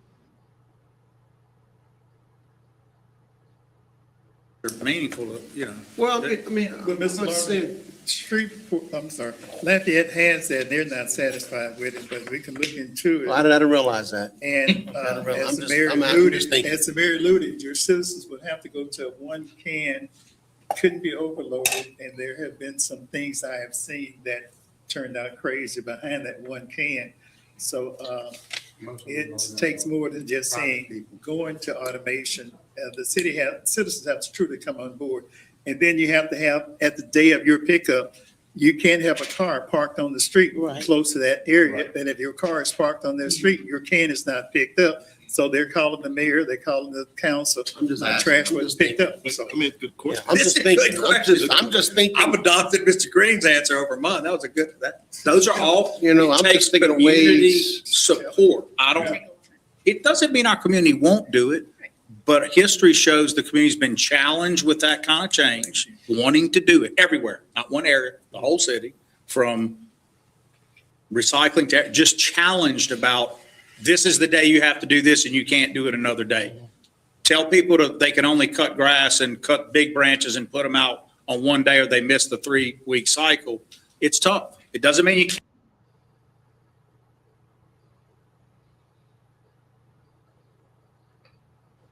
Don't they do that with HOAs? Can somebody tell me? I mean, I don't live in an HOA community because I can leave my grass. I can do whatever I want where I'm living at. But my question is, don't HOAs have certain rules? Yeah, that's right. Yep, you're right. It's votes. Yeah. So don't they got, I mean, I don't see nothing wrong with it. But I know those type of rules he's talking about, even what Mr. Green's talking about, I don't disagree with him. But HOAs have those same type of rules, or you get fined. So I'm trying to figure out what's the big deal. I think it's a great idea. I don't know. Maybe I don't know. I only have friends who live in communities that have HOAs, and I know they have strict rules. You cannot have your car somewhere, certain places. And if you don't abide by those rules, you will get fined, point blank. So I don't know. I don't know. Maybe it's just me. I don't know. It could be me.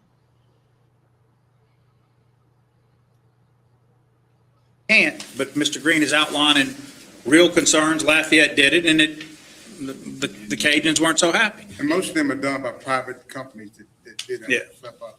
And they charge $60, $70 a month pickup. They do. And so Jules had that underpacked in his answer, but y'all need to hear what he was saying.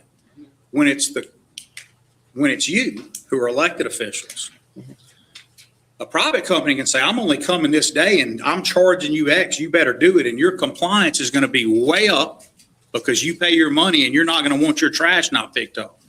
When the city is the compliance generator, and they can call one of you and go, they didn't come today. Well, I looked it up. They did come. You didn't have it out in time, and your neighbor has it on camera. They can prove it. That doesn't matter. They're going to call you 100 times. And so when the city runs the enterprise, it's a little bit different for you guys.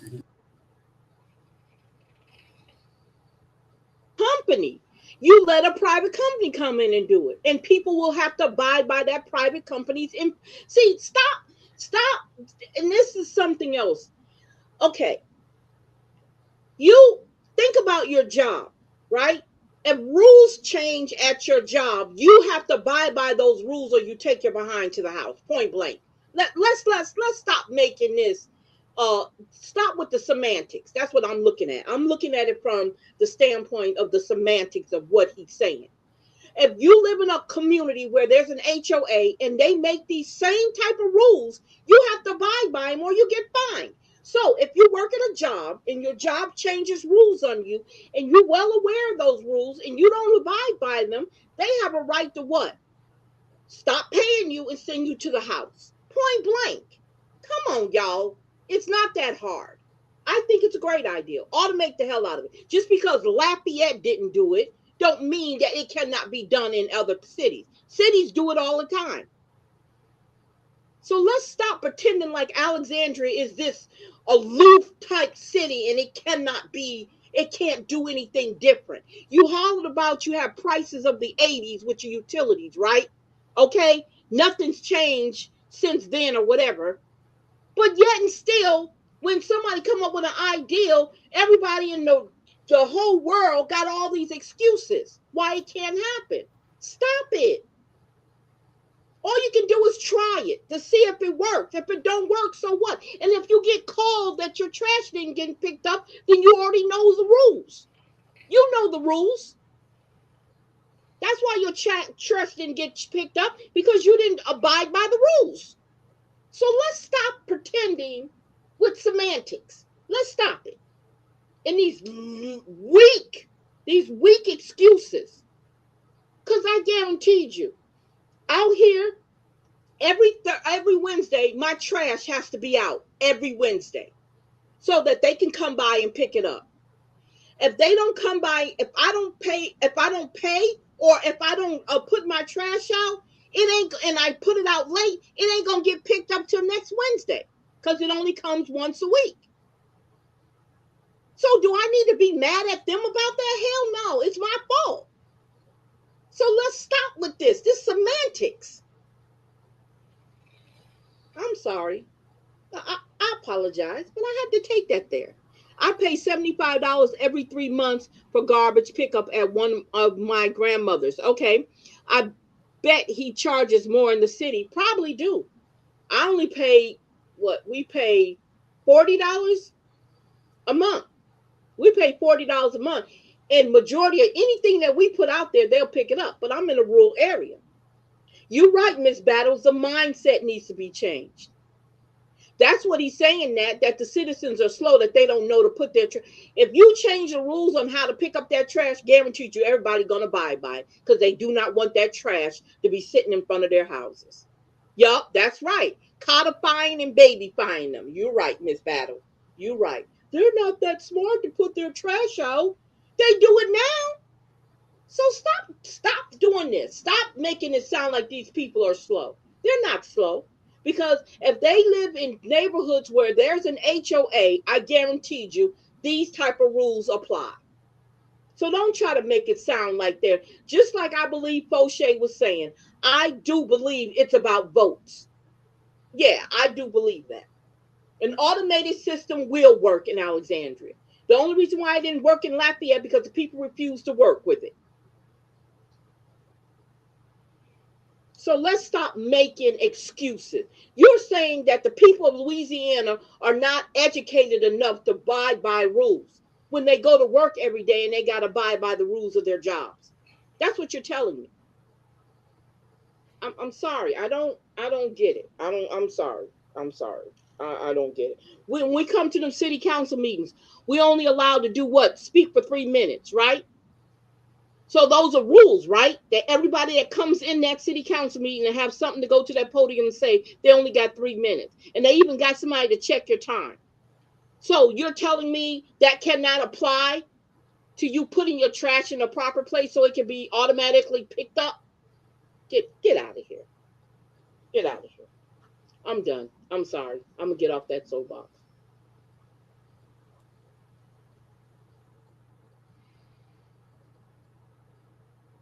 And for the other, It was just a suggestion. there's nothing wrong with of it. ways to- It's good to compare them every so often and just see. You know, maybe Lafayette had a reason it didn't work and it won't be the same for us. We'll be glad to look. Okay. The last item was just from my list was utility capital projects. Increase the DG Hunter major maintenance by just 350,000, which is small in that world. And that's my rendition of all the major items that are in these sheets. If y'all have individual ones, Paul or I will be glad to answer. Got a question. So how long did it take you to compile this? I mean, so we just got it. Like to build this, Yes. 2 months. So I mean, we go through each line item, we look at big accounts, look at where we were at each month versus the past 3 years. So it's from May to November, like halfway point? So we said, Yeah, so we wait until around October 31st is the halfway point. And then once all of that data is in, we'll start comparing that data versus the previous 3 years' data and get a percentage and see where we're at to see how we would like to. If you start too early, you don't have data to make it meaningful. You might not be materially doing the right thing if you start too early. And we compare it versus previous years where you're at the halfway point. Is it typically this high? Some things you spend much more money in the end of the year versus the beginning of the year. Like so grass mowing, for instance. So May start the fiscal year for Yes, May 1. June. So November would be midpoint. Right, so you said. Mid- So it take, I know. right, it's, that's, Yeah. Why is that such a hard question? Okay, I got something to say, y'all. Y'all notice how Mr. Johnson, he talking more, y'all? Y'all notice that? That was just campaign season. He talking more. Ooh, he got a lot to say now. He didn't have a lot to say before. Now he can talk. We was wondering if he could talk. Wasn't he a accountant in the military? Huh? Wasn't he an accountant in the military or something like that? He was in the intercontinental military. What was he doing in the military? He did several things. He said he was a budget analyst. Oh, okay. That's what he said. Yeah, that's what he said. Okay. October 31st But we don't is the get end of the 6 months. reports from the parish and the sales tax. There's a delay between when the retail merchants, 2 months. they haven't Okay. sent them in. So December, we don't know that until the first quarter. Okay. Is that Revenues. And Gary, just remember, this is not us making a bunch of policy decisions. This is a true up at major budget amendment.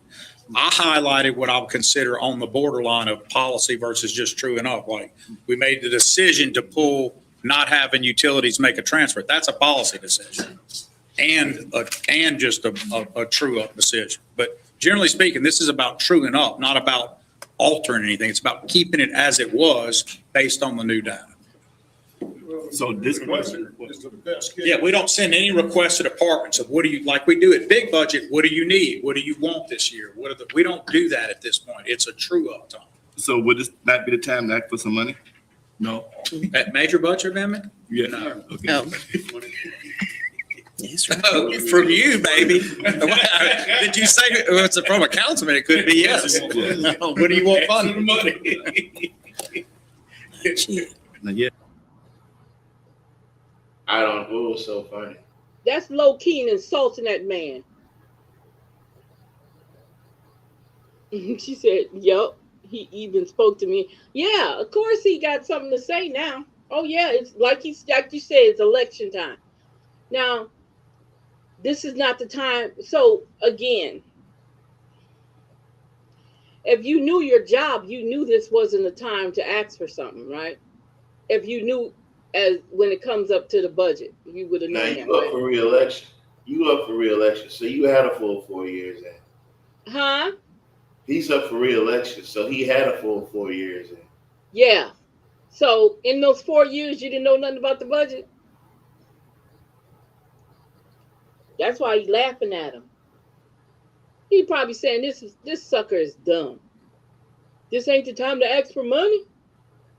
Okay, I'm sorry. Still not voting for him. I got you, Miss Washington.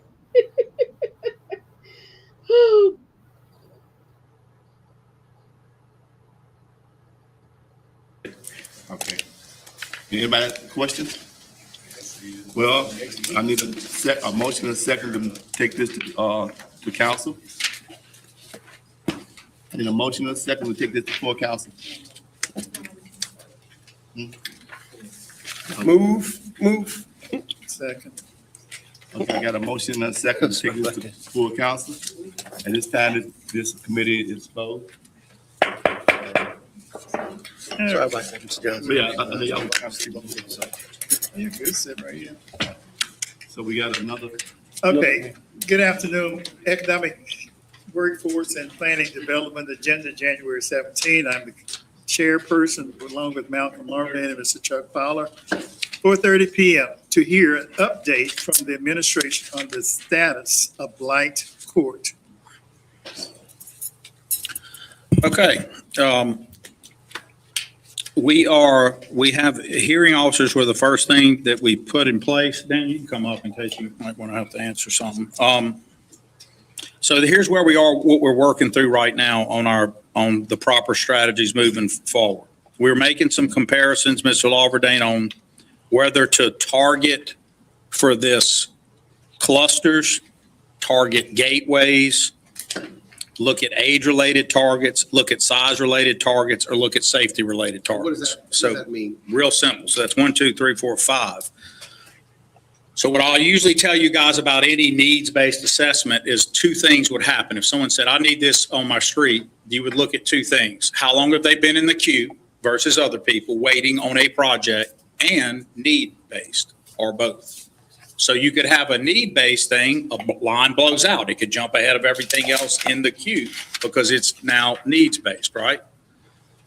When you look at where we should go focus, and this is commercial focus for these courts, we have talked a lot, and I think the council has been very wise in this, and I think it's been led a lot by Mr. Johnson, and I think by the president of the council as well, and all of you have weighed in, that we should be looking at more clustering. Instead of always trying to spread everything, like put one here and here, it may politically make some of your constituents happy because you're doing everything, but then you're not making a big change in an area that can trickle out and do more. So that would be a cluster versus just open. Doesn't mean you only do cluster. It just means that's one of the focuses. The other would be gateways. Should we be looking at targets on the gateways as you come in the city? Because it's the first impression that outside people see of the city. So shouldn't we be focused on gateways? That would be another focus.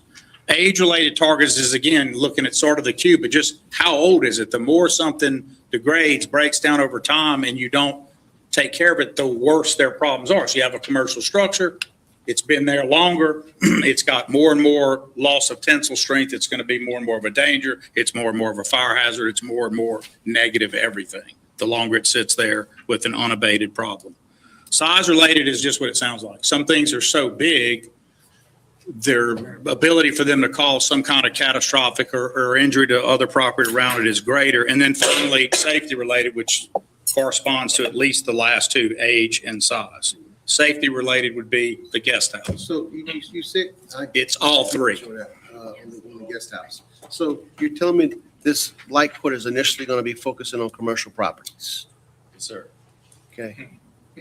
Now, can you tell me how many commercial properties fit this?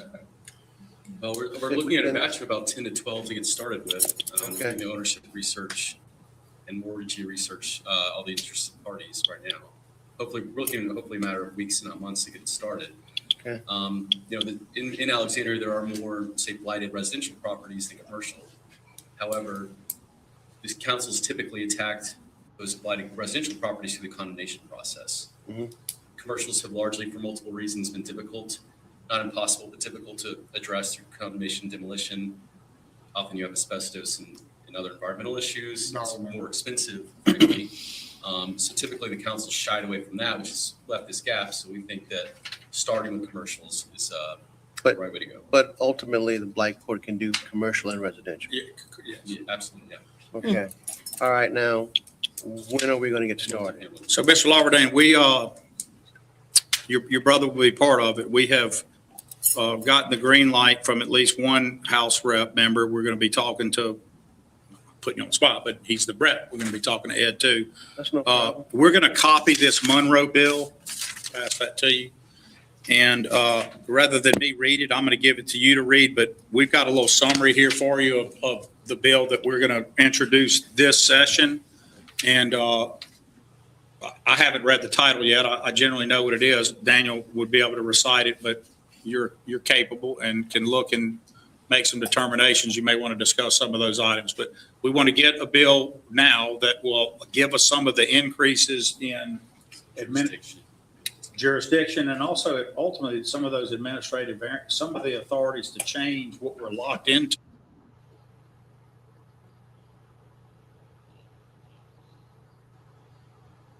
I got a question. Wait until you hear what he says about the playground equipment. Okay, cool. Okay, so I got a question.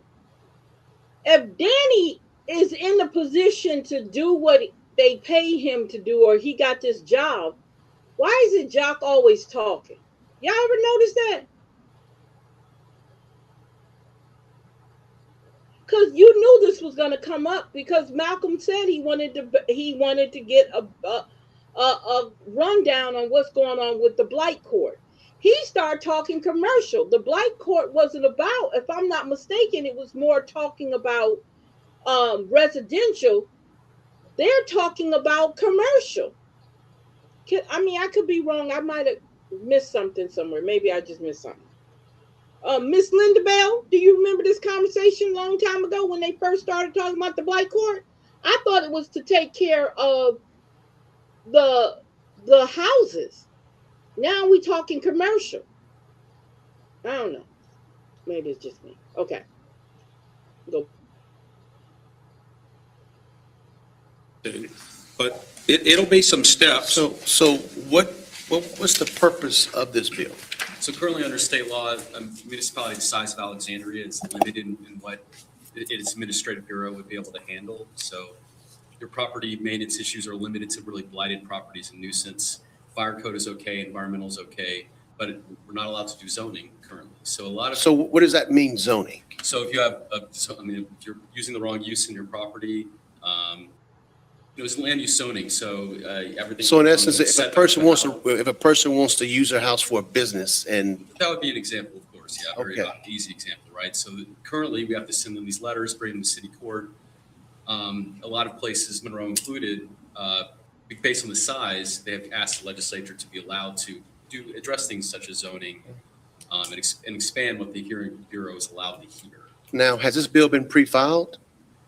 I don't think so, no. Because the deadline is, I think, tomorrow, I believe. It's going to make the deadline. It's going to make the deadline. Good. People working. Okay. I am told by Ms. McGills and Mr. Gist that it's gone, but he doesn't look confident, at least from the side. And who's the rep sponsoring it? At this point in time, we've spoken to Mr. DeWitt. Okay. We're going to speak to your brother. You know how it kind of works. They each have so many. That they can introduce. And this is one of the things y'all talked about for the last few months, so we feel it's important. Okay. And we need to get something started on. We brought it up to you tonight because we were hoping you would ask.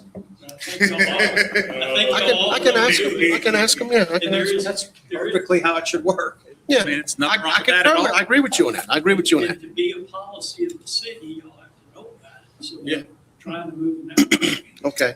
I have a question. It's modeled after Monroe's bill.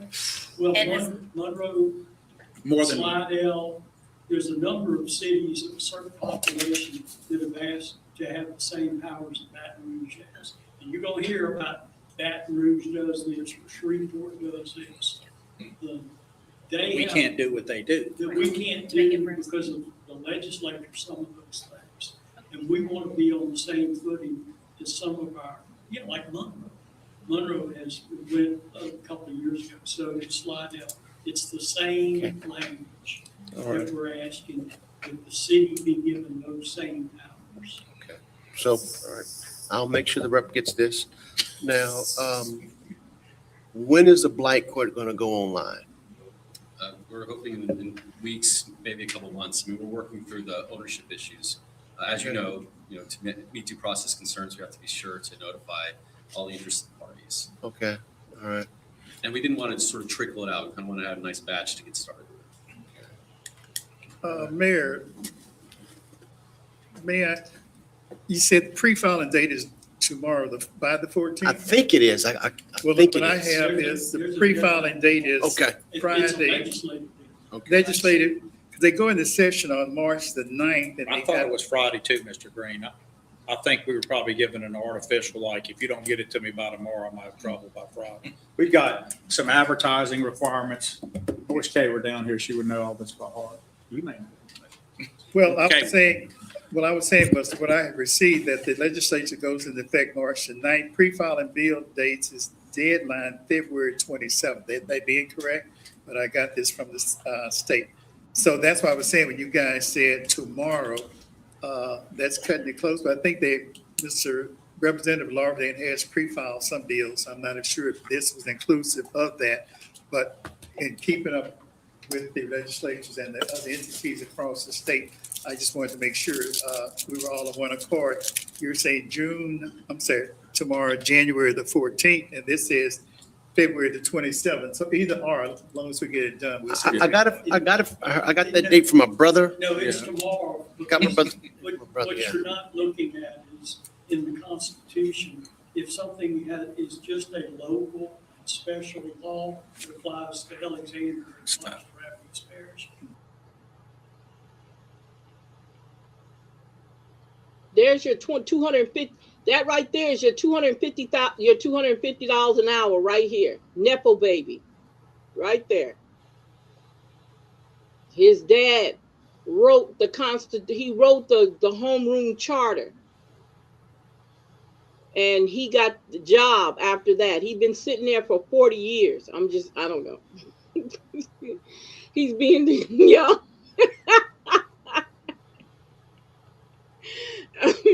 Okay. He said, start with this. Yep. Exactly. Ain't that something? Yeah, that's your Nepo baby right there.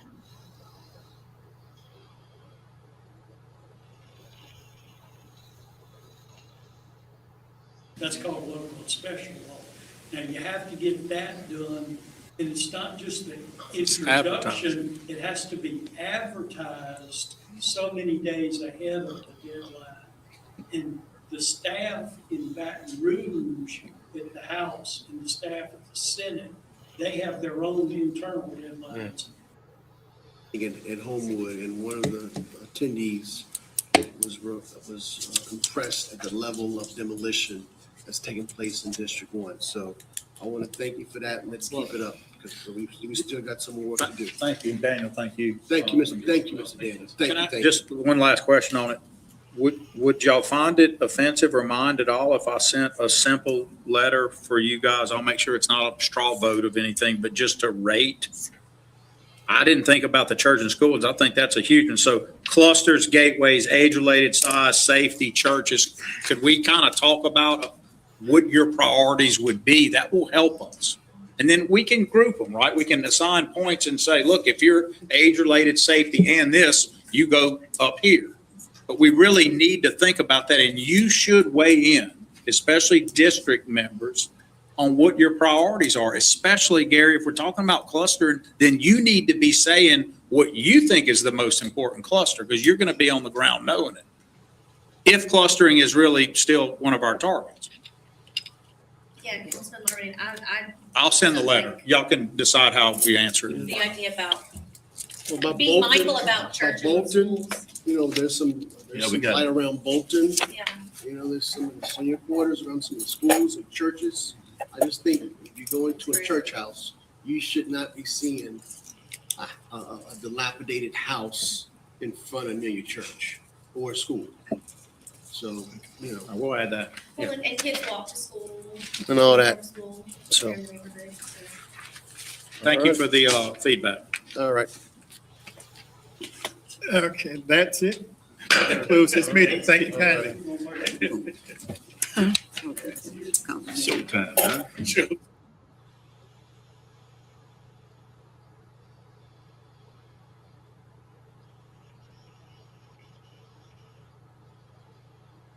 Six is now called to order.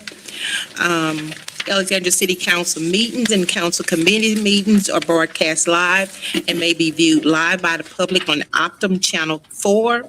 A rebroadcast may be viewed on Optum Cable Channel 4 and the City of Alexandria website. We have our invocation by Ms. Steen. I need a motion and a second, please. Motion by Councilman Fowler, second by Councilman Valord. Public comments. What section of the written minutes would you like to make a comment on? If it's not in the written minutes, there will not be any discussion or comments, only in the minutes. If you have any questions pertaining to any items on the agenda, please contact the administration before or after the meeting. Discussion? Mr. White? Yes, ma'am. Now make sure this is pertaining to the minutes of I December understand. 16th. I understand directly, Madam President, so thank you. You're welcome. First, I want to wish a happy new year to everybody, and hopefully this year will go well. Really enjoying the way everything has started out so far. Like I said, Madam President, I just, I wish you would let the people speak after y'all have finished all your business and y'all vote on it and see how each one of y'all would vote on having us speak. On the minutes. I'm just asking. You know, I know it's not a part of the minutes. We can consider it, but it has to be a I understand, but I'm just asking, like I said. collaborative effort. Yes, ma'am. All Thank you, right. ma'am. You're welcome. All in favor? Any opposed? Motion carried. Consent calendar, number one. Introduction of an ordinance authorizing the mayor to declare certain items surplus and no longer needed or used by city departments to be sold at a public auction scheduled for Saturday, March 7, 2026. A motion, please. Second. Second. Motion by Councilman Fowler, second by Councilman Johnson. Any items to committee?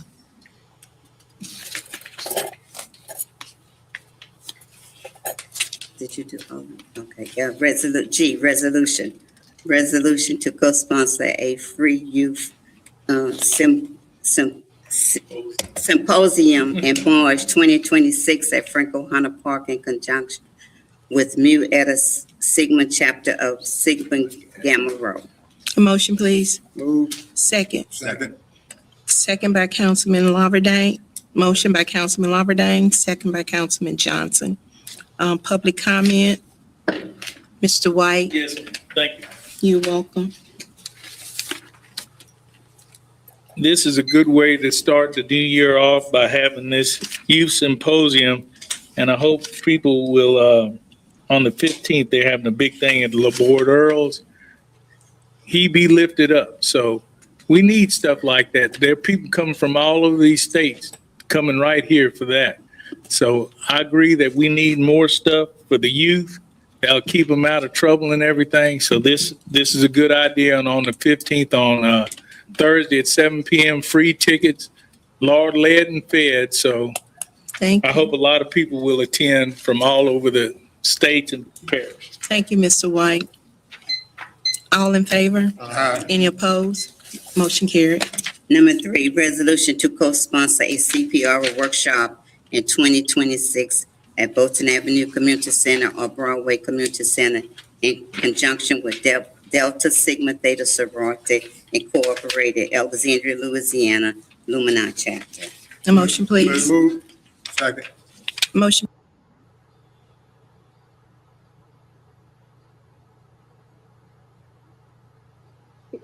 Exactly. He don't like to be questioned. Nope. Okay, so can I say something, y'all? And there's nothing against anybody's organization. It's amazing that everybody now coming out with all these different symposiums and stuff. And I'm not knocking it's great idea, whatever. But they quiet through the rest of the year. Anybody? Is it me? Tell me if I'm wrong. Do y'all see that? Because I missed something last year. I could have missed something. So they do a lot of stuff at the beginning of the year, and then the rest of the year nothing happens. Can somebody answer me that? Hello? Hello? Huh? I'm asking a question. What? I know you ain't sleep. Exactly. Okay. I thought I just want to be. I'm not trying to be right about everything, but I just noticed that I don't hear anything from them like when it comes to the rest of the year. Okay, I'm gonna leave that alone because I don't want to make nobody mad because I'm not part of. I'm not in those type of organization. But I got you. Okay, thank you for that answer. By Councilman Fowler, second by Councilman Valord.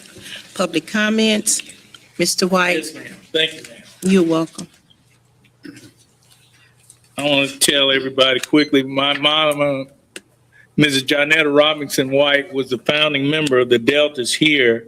And I'm so glad that they're putting this workshop together. I think that's another positive thing with CPR and stuff.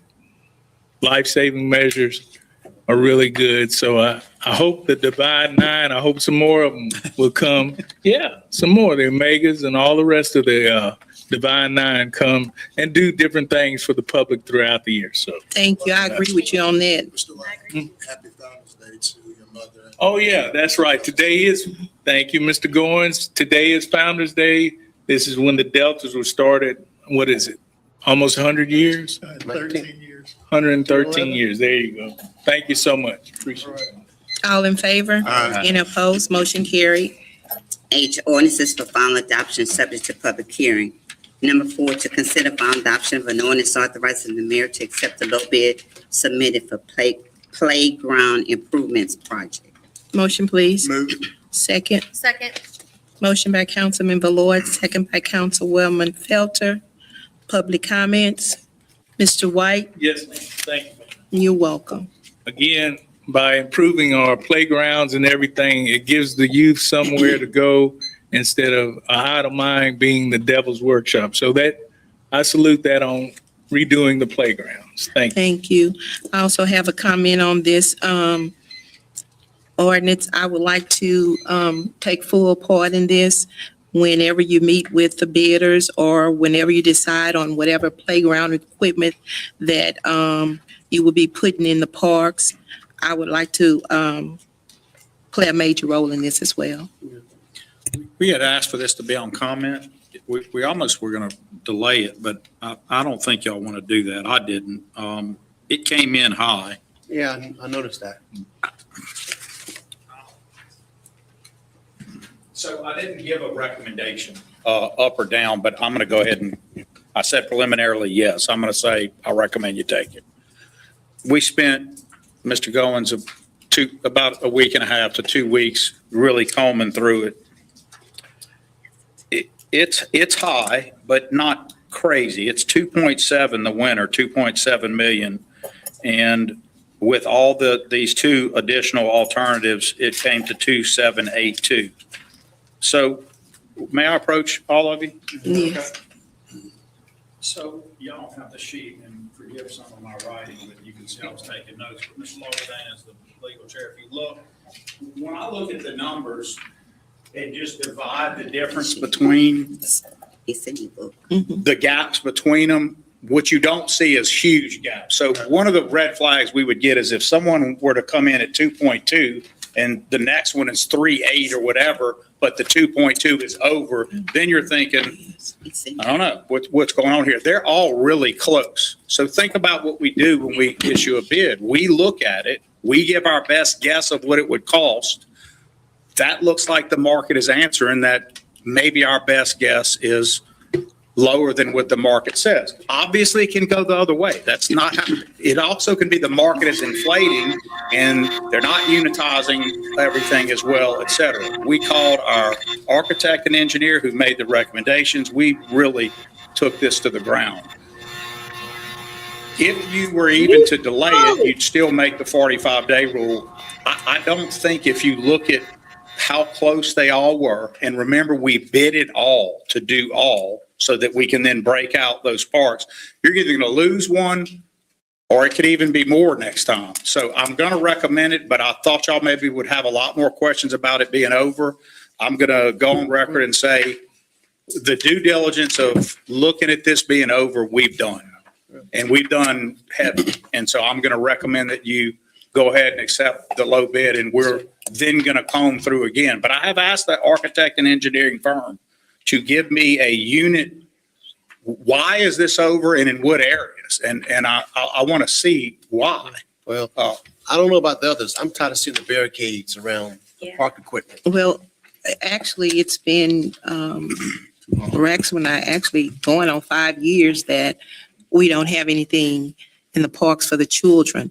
So personally, I can speak for myself. If it's 2 point whatever, I think we need to go ahead and do what need to be done. To those It's parks. 18% over. Let's go. So that's my recommendation, and that's what I suggest, that we move forward with this. I think it's worth it, and because all the bids were very similar, I think that we just projected low.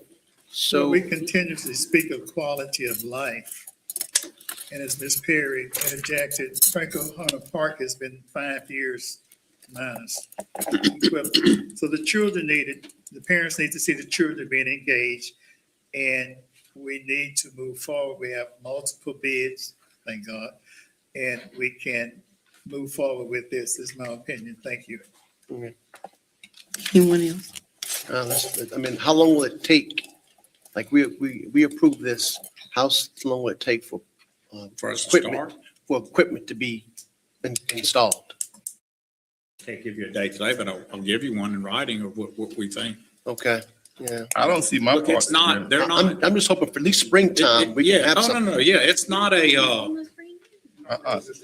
I was. yeah, it isn't what it used to be. There's a lot of rules for equipment now. They have to meet all kind of national standards, but it's also not building a road. There's the standards that mean the quality has to be a certain way, also standardize how they're installed. So that adds to it being done quicker, if that makes sense to you. Takes longer to make sure you have all those things, but then it gets done quicker because the installations are also sort of standard. So should this equipment be installed before springtime?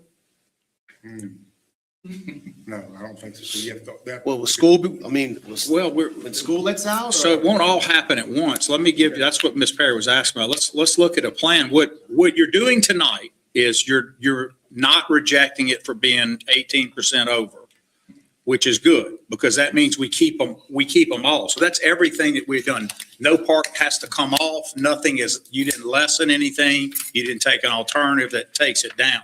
So we still have to go through and we can look at it, but all the parks that were in the plan are there. Well, let me add something. We discussed this probably about 6 months ago or so. And I thought we were going to discuss it again before tonight. And I wanted to add 2 of my parks, which is they are not major parks, not major money. And I'm going to look at this right here and I need a couple $100,000 just to take care of 2 of my parks. You need a couple of $100,000? Yes. Yes, because we get small parks. Just because they're passive. And like I told you, that I already did the one. I can do that. Yes. That can come out of a different line item. Doesn't have to come out of this major one. So Tanya has already identified, you have a line item listed in it that it's all in, but we already have another park improvements line item that can cover this difference. So it's already there. I don't want anybody from getting their parks now. I understand. But, No. I definitely want to include 2 of my parks. Which parks are we missing for you, sir? Deerfield and, the one in Martin Park. Mark, HDQ, HDQ is there. still park. HDQ, that's the one you're talking about. That's the deer. For deer. I call it Deerfield. That's the name of the Uh-huh. park, HDQ. Okay, but Deerfield, I mean, it's the same difference. AKA HDQ. So we got Deerfield, which is HDQ, and what, Martin Park? I'm just Martin Park. noting this as we Yes. go. Thank you. Those are 2 I want added. And we could either add it in this one, but I need those parks done. It can't be added to this thing right here. So This is a bid. the last administration, so in my last time, Spark did both HDQ, new park, and did the whole redo of Martin Park. I can't speak, this is, our next version of it is right now. This is all of them. And there's a, I know what the lines changed, there's a park by the levee. Up at Third. Up a third? Up at All Third. right. Yeah, there Yes. is. There's a park on up at Third. Yeah. So by this being an ordinance, what do I need to do? Family reunions and stuff, they use that one. We'll craft you a separate ordinance I have that a- I does have a your question. 2 I have a out of the Okay. money. I have a question now. There's a park, I'm not. I think Upper it's Third, Upper Third, Lincoln Park. Lincoln. on the other side of the levee. yeah. And there's one by some automotive stores. Yeah, I think it's that's, Lincoln Park. That's Lincoln. but there's also one on the other side of the levee too, North Levy. North Levee. Mhm. Okay, but those Those are my, yeah. are yours, okay. So you want to craft that with mine? Lincoln Park is fine, yeah. We can do it. Yeah, North Levees, we did have a deal with Red River Waterway Commission about that one. I'll have to check and see what they're still doing. That one, that's a isolated park. But people. Those are, I understand, But but it's people a, use that area a lot during the summertime, I know. That's why I know with fishing and whatnot, so it's a boat launch nearby. that's right. So let's do this right here. So with Lincoln Park, Let's do, you and I get together. Get that other park in your district. No, those two. no, both of them in mine. Let's, But the main one would be Lincoln Park. Lincoln Park. So we got Lincoln Park, HD. Deerfield. I'm saying Deerfield with HDQ and we'll do a separate one. I think we just did some stuff at Lincoln. I think Lincoln Yeah, Park. we're going to I'll give go y'all back the through, but I the list y'all did it Uh, major, not major budget, at budget. We kind of had the priorities and there was some Right. degree of satisfaction. Right. But there was some degree. We're going to show you those and how the money would come out, and then And I know Harmon, you can look at the other I know- ones. and I know. You got to have a first set tier. Yeah, Yeah, this is just accept the bids. This is for. but I know Harmon needs some attention too. Yeah, needs some attention, so. Okay. All right, but we'll talk about that. All in favor? Any opposed? Rethink it. Motion carried.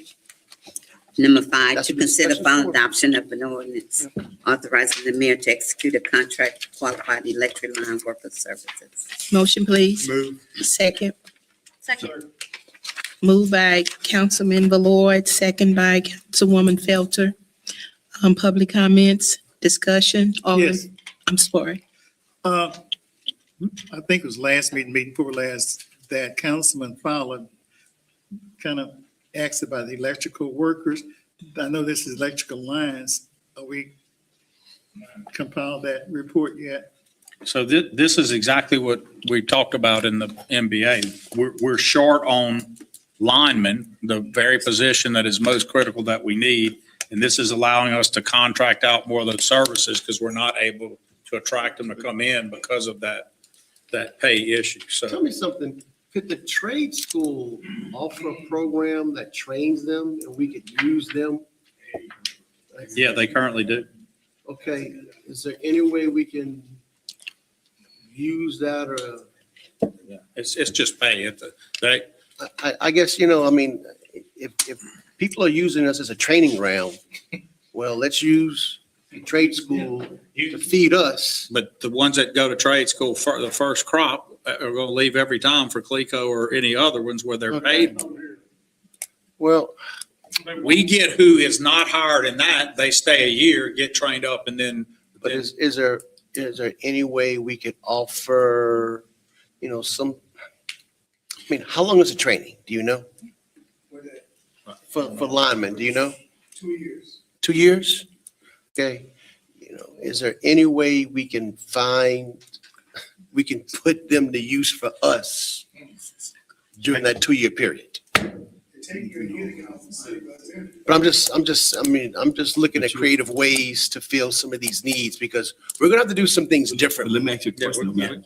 So if you put them on before they train, are you opening yourself up for someone to get? I understand those logistics need to be worked out. Now, the But pay can we, worked out.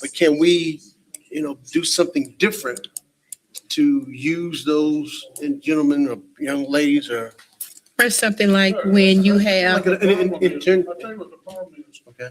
You're going to work for somebody, you go for $28 with the city, you go for $48 with anybody else. I was gonna say, it's $20 difference.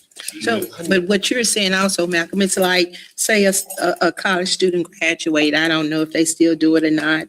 Internship. Cabrini hires them. Internship. Yeah, Cabrini hires them and we're gonna pay your tuition or whatever, but you're obligated to us for 4 years or 2 years. I appreciate, we're civil service, like, there's so many things that we can't do what you're saying. It's just not how it works with civil service. You don't have internships of that kind. You can't put someone under-trained in civil service in a job where the other people of civil service create a pay class for that and so linemen are one of the biggest liability issues there are. Some plaintiff lawyers probably make money on lineman cases, but those are, linemen get hurt. Sometimes catastrophic. I didn't mean to say you did that, John.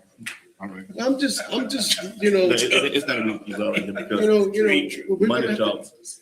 I understand money talks, but I'm just trying to find ways for us to fill some of these needs. To get what we need to I think get. that looking at innovative and unorthodox ways are right. You've been doing it on a lot of different stuff. I think on this one, Gary just happens to be, this is a straight cash question. It's $20 difference. And we're constrained by civil service. Well, I wish we could, you talk about legislation again, maybe, so the state can double encumber jobs, do all kind of things for succession and planning that we can't have. They can know that someone maybe is going to be retiring and move them into a slot where they can have a pay difference. We don't have any of that available to us. so here's the deal, Mayor. We only have 2 employees. You have the other 99 to 1,000. So you're responsible for day-to-day operations and you come to us saying we're short. How can we, the only way to fill it is to pay. I just kind of said, I just think it's important that we try to be creative and find ways to say yes as opposed to just accept the normal no, because, you and I both know laws change all the time. Yeah. And if we can get the local delegation on board, who knows what we can do if we're pushing, for different outcomes. So that's all I'm saying. Let's just. I agree we gotta with be you. creative. And this one to me coming, no, this is the solution right now. You got to have contract workers to perform the job.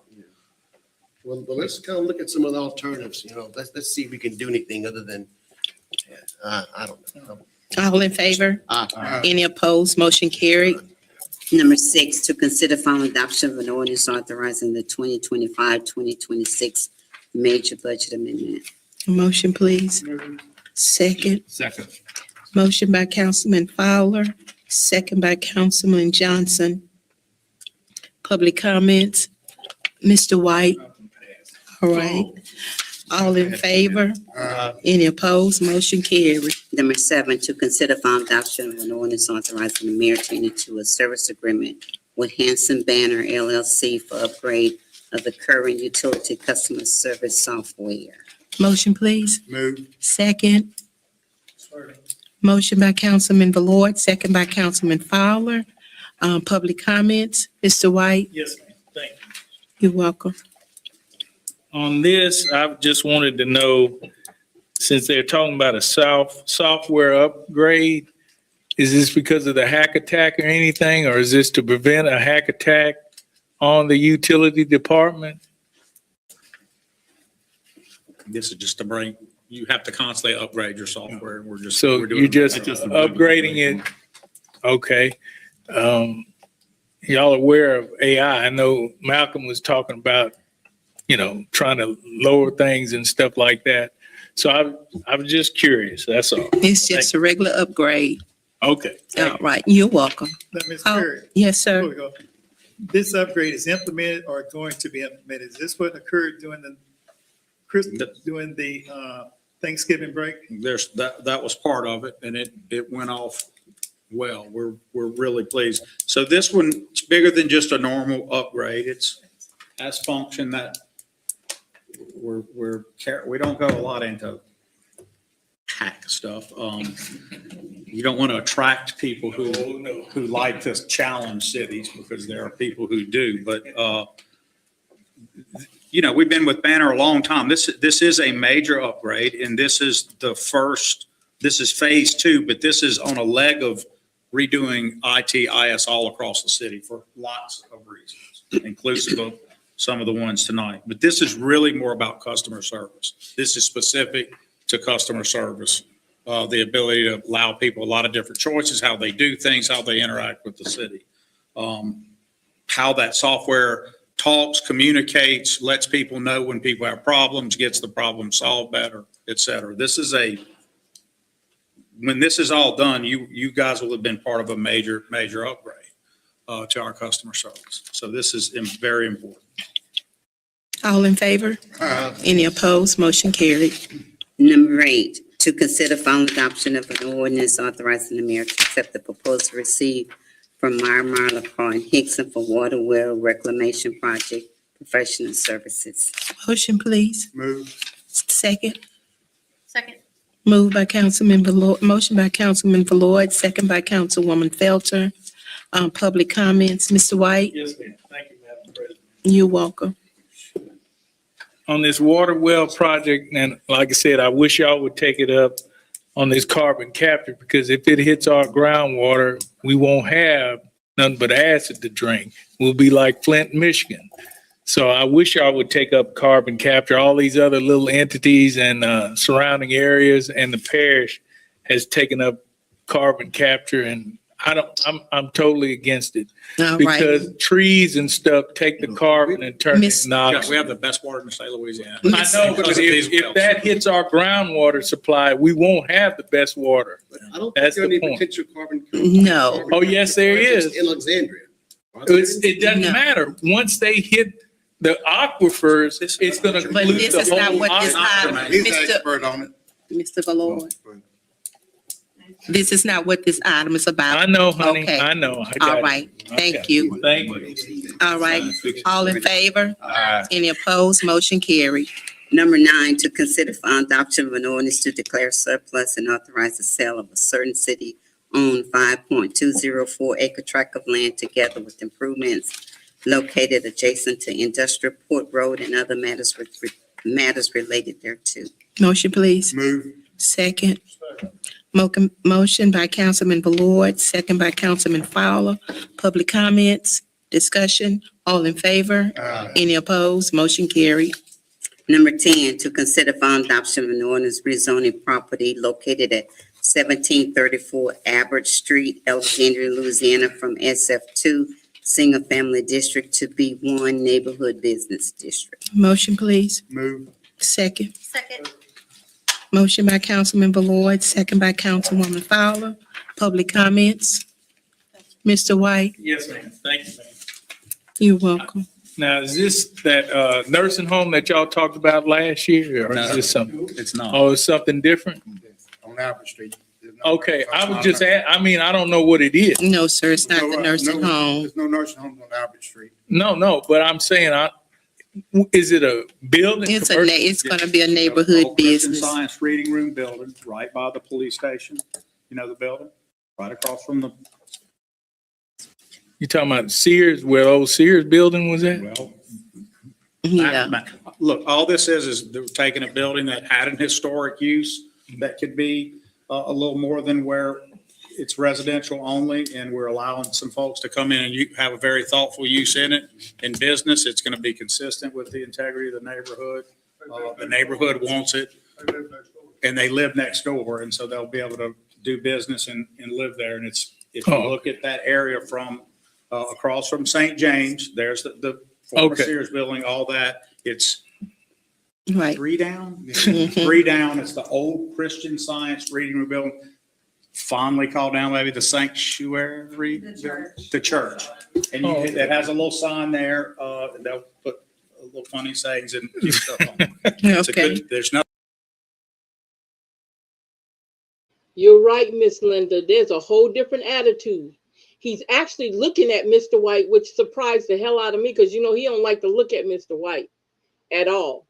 Yeah, when it's one of them, yeah, that's true. He can't hide it. The problem is Jock can't hide it. He can't hide his way of treating us when it comes to them. Yeah, he can't hide that. He doesn't know how, and he doesn't want to. You got to remember, he's in Trump era, so he don't have to.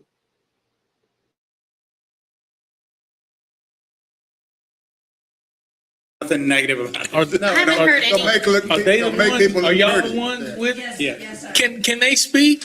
Well, they've If they want to, I mean, if you want to, because I think Mr. White wanted to know something about it. That's. Can you, ma'am? It's their. Excuse me. Excuse me. I didn't. It's okay, Mr. White. It's okay. It's okay. It's okay. It's okay. Would you like to say a little bit about your business? Okay. Yes, please.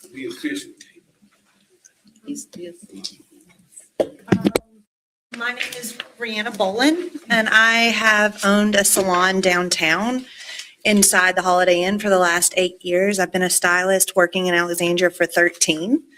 I'm purchasing or proposing to purchase the building next to my house, which is the church, to turn it into my salon and business. I have a new baby and 2 young children, so it's very convenient, but also I think will be a great addition to our neighborhood. I have lots of neighbors who are clients of mine, and I feel like it's a great idea, and I'm just kind of hoping that you guys do too. I do. They work with us and scale 1 or 2 back to make it as very carefully a limited use for what they want to do, so it doesn't expand if they ever sold or moved And and where change the integrity of is the John? neighborhood. Jonathan Bolin is my Yeah, husband. Yes. okay, And Jonathan is her husband, But who's at great. the MPO. great. My boys can still come Who does a over. great Yes, yes, ma'am. Look at this. Okay, Look It's a at this. beautification business. Put it that way.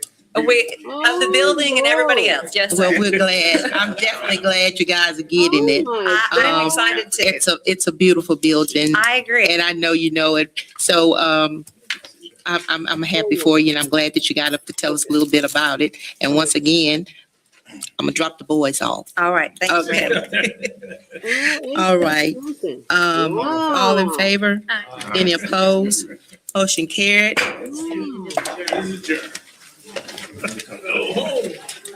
Where are you?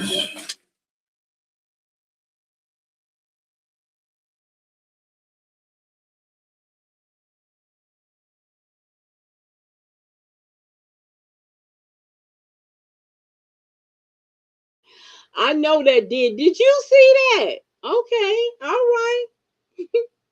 All right. All right. That was interesting. Okay. It reminded me of a Reddick, Washington. That's what that just reminded me of. What y'all think? I'm sorry, y'all. All right. You guys, we did good timing. We don't have you out here till midnight. Yep. Most likely Latasha probably is, but this is how business is done. And we just sit up there and we laugh and joke with them because you got to be inclusive now. Everybody, only they can be exclusive. You can't be exclusive. You're not allowed to. You got to be inclusive. You got to add everybody in, but they don't. Keep in mind, you're not invited to their tables, okay? But your table better be open for a couple of them. I promise you that, okay? Because they'll complain and they'll make it bad for you if you don't have that table open for them, a couple of chairs sitting up there. That's why my son can come over and play at Johnny Downs when everybody else kids can't. And that's why my boys can still come over, right? I'm so done. If that didn't sound like, let me quit. I'm sorry. I'm done. I wasn't trying to, I'm just making a comment, Well, okay, you guys, we have had a great night tonight. Thank you guys for hanging out with us here on the Universal Collective Network Can Be Frank show. Don't forget to share that we are 9 years in. Thank you guys for each and every one of you who liked and congratulated us on our milestone. We're going to keep this rolling as much as we can. Yeah, I'm so excited. Oh, before we go, I want to thank each and every one of you guys again, because I love thanking you guys. I want to thank Brother Jay. I said it earlier, but I'm going to say it again because Brother Jay was the mind behind Universal Collective Network. We were on the phone one night, and I said, I want us to have a platform where we, Black folks, can talk and be comfortable in talking and don't worry about getting kicked off and all this crazy stuff. So I said, we need a name. So Brother Jay, if you guys don't know who Brother Jay is, that's Brother Leroy Ballo. You'll probably see him. I've been on his show several times. We've done a lot of things together. So he said, let's come up with a name. So we sitting up there rattling around names. And he said, what about Universal Collective Network? I said, oh my God, awesome sauce. So that's where Universal Collective Network came from 9 years ago. A conversation of two Black people who are in the business of making sure our Black folks are very much so well informed on what's going on around them. And that name came up. And then the other names came afterwards. He came up with Adults in the Room. You guys don't know that show. That was an adult show, brother. I tell you who do know. Yeah, Nat Turner knows what Adults in the Room. We talk about bringing that back, Nat, eventually.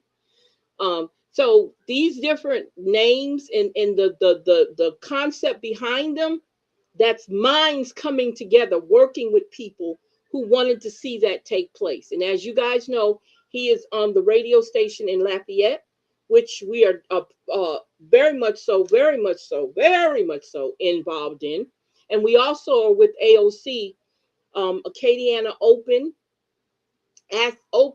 Community Communications, which is a nonprofit organization, almost like Channel 4. It would be our Channel 4, okay? But they're surrounded by 6 parishes that you get an opportunity to be part of. And Cox Cable funds them, and LUS Fibers fund them. So they're funded by other people that encourage their communities to be part of what the information pipeline for their communities. So being part of that, I've been with them for a minute. I've had the opportunity to do a television show. I'm with Universal Collective Network Television, and then also I have a show that I have on there also that I have on my other channel, on my YouTube channel. So what I'm saying is Universal Collective Network opened this door for us to actually expand and do other things on top of just doing these podcasts. Some person told us one time, y'all just talking on the telephone. That's all y'all doing. 9 years later, we still talking on the telephone. I just want to let y'all know that. We still talking on the telephone.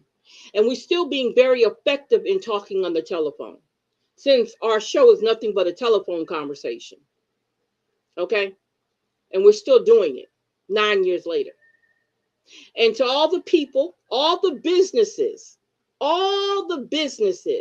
that we have sponsored on this show for a long time, we want to say thank you.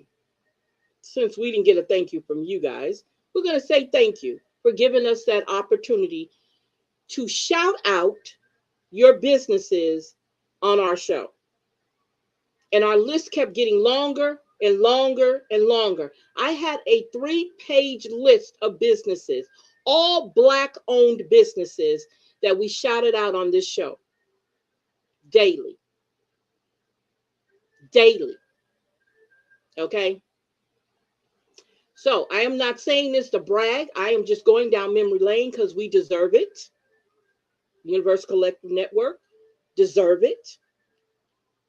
The classes we taught deserve it. The people who became part of us deserve it. That's every one of you guys in this chat right now who has been with us. Y'all all deserve it. Thank you. Thank you for sticking out with us. Thank you for being there for us. Thank you even when we couldn't come on. People would DM us when we didn't come on because they was like, what's going on? Where y'all at? Why we can't hear from y'all? I want to thank each and every one of those people. Thank you for allowing us to do the work we do. Thank you even for the people who wanted to jump us in the parking lot because we were talking about what was going on in our cities and in our communities. Thank you. Because you made us better. I hate to say that, but you did. You did. I want to thank each and every person that we worked on their campaigns. Even definitely shout out to Mr. Fuller. Thank you. Mr. Fuller, even though he's gone, he was one of our first people that we worked with. Thank you, even though he's no longer here, for giving us that opportunity to show us.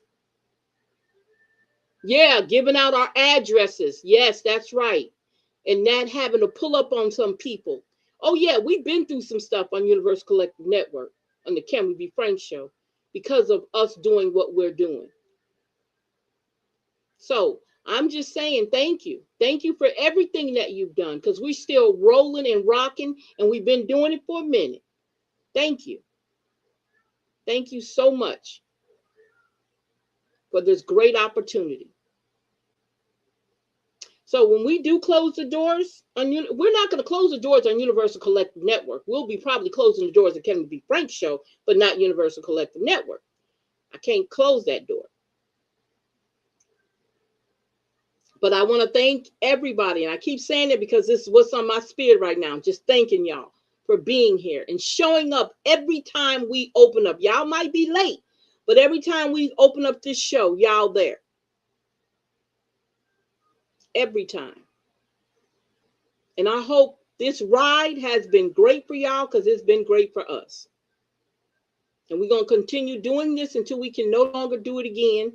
And like I said, this is my promise. The Cameron B. Frank Show, if you guys put Jock Roy back in there again, the Cameron B. Frank Show will be no longer.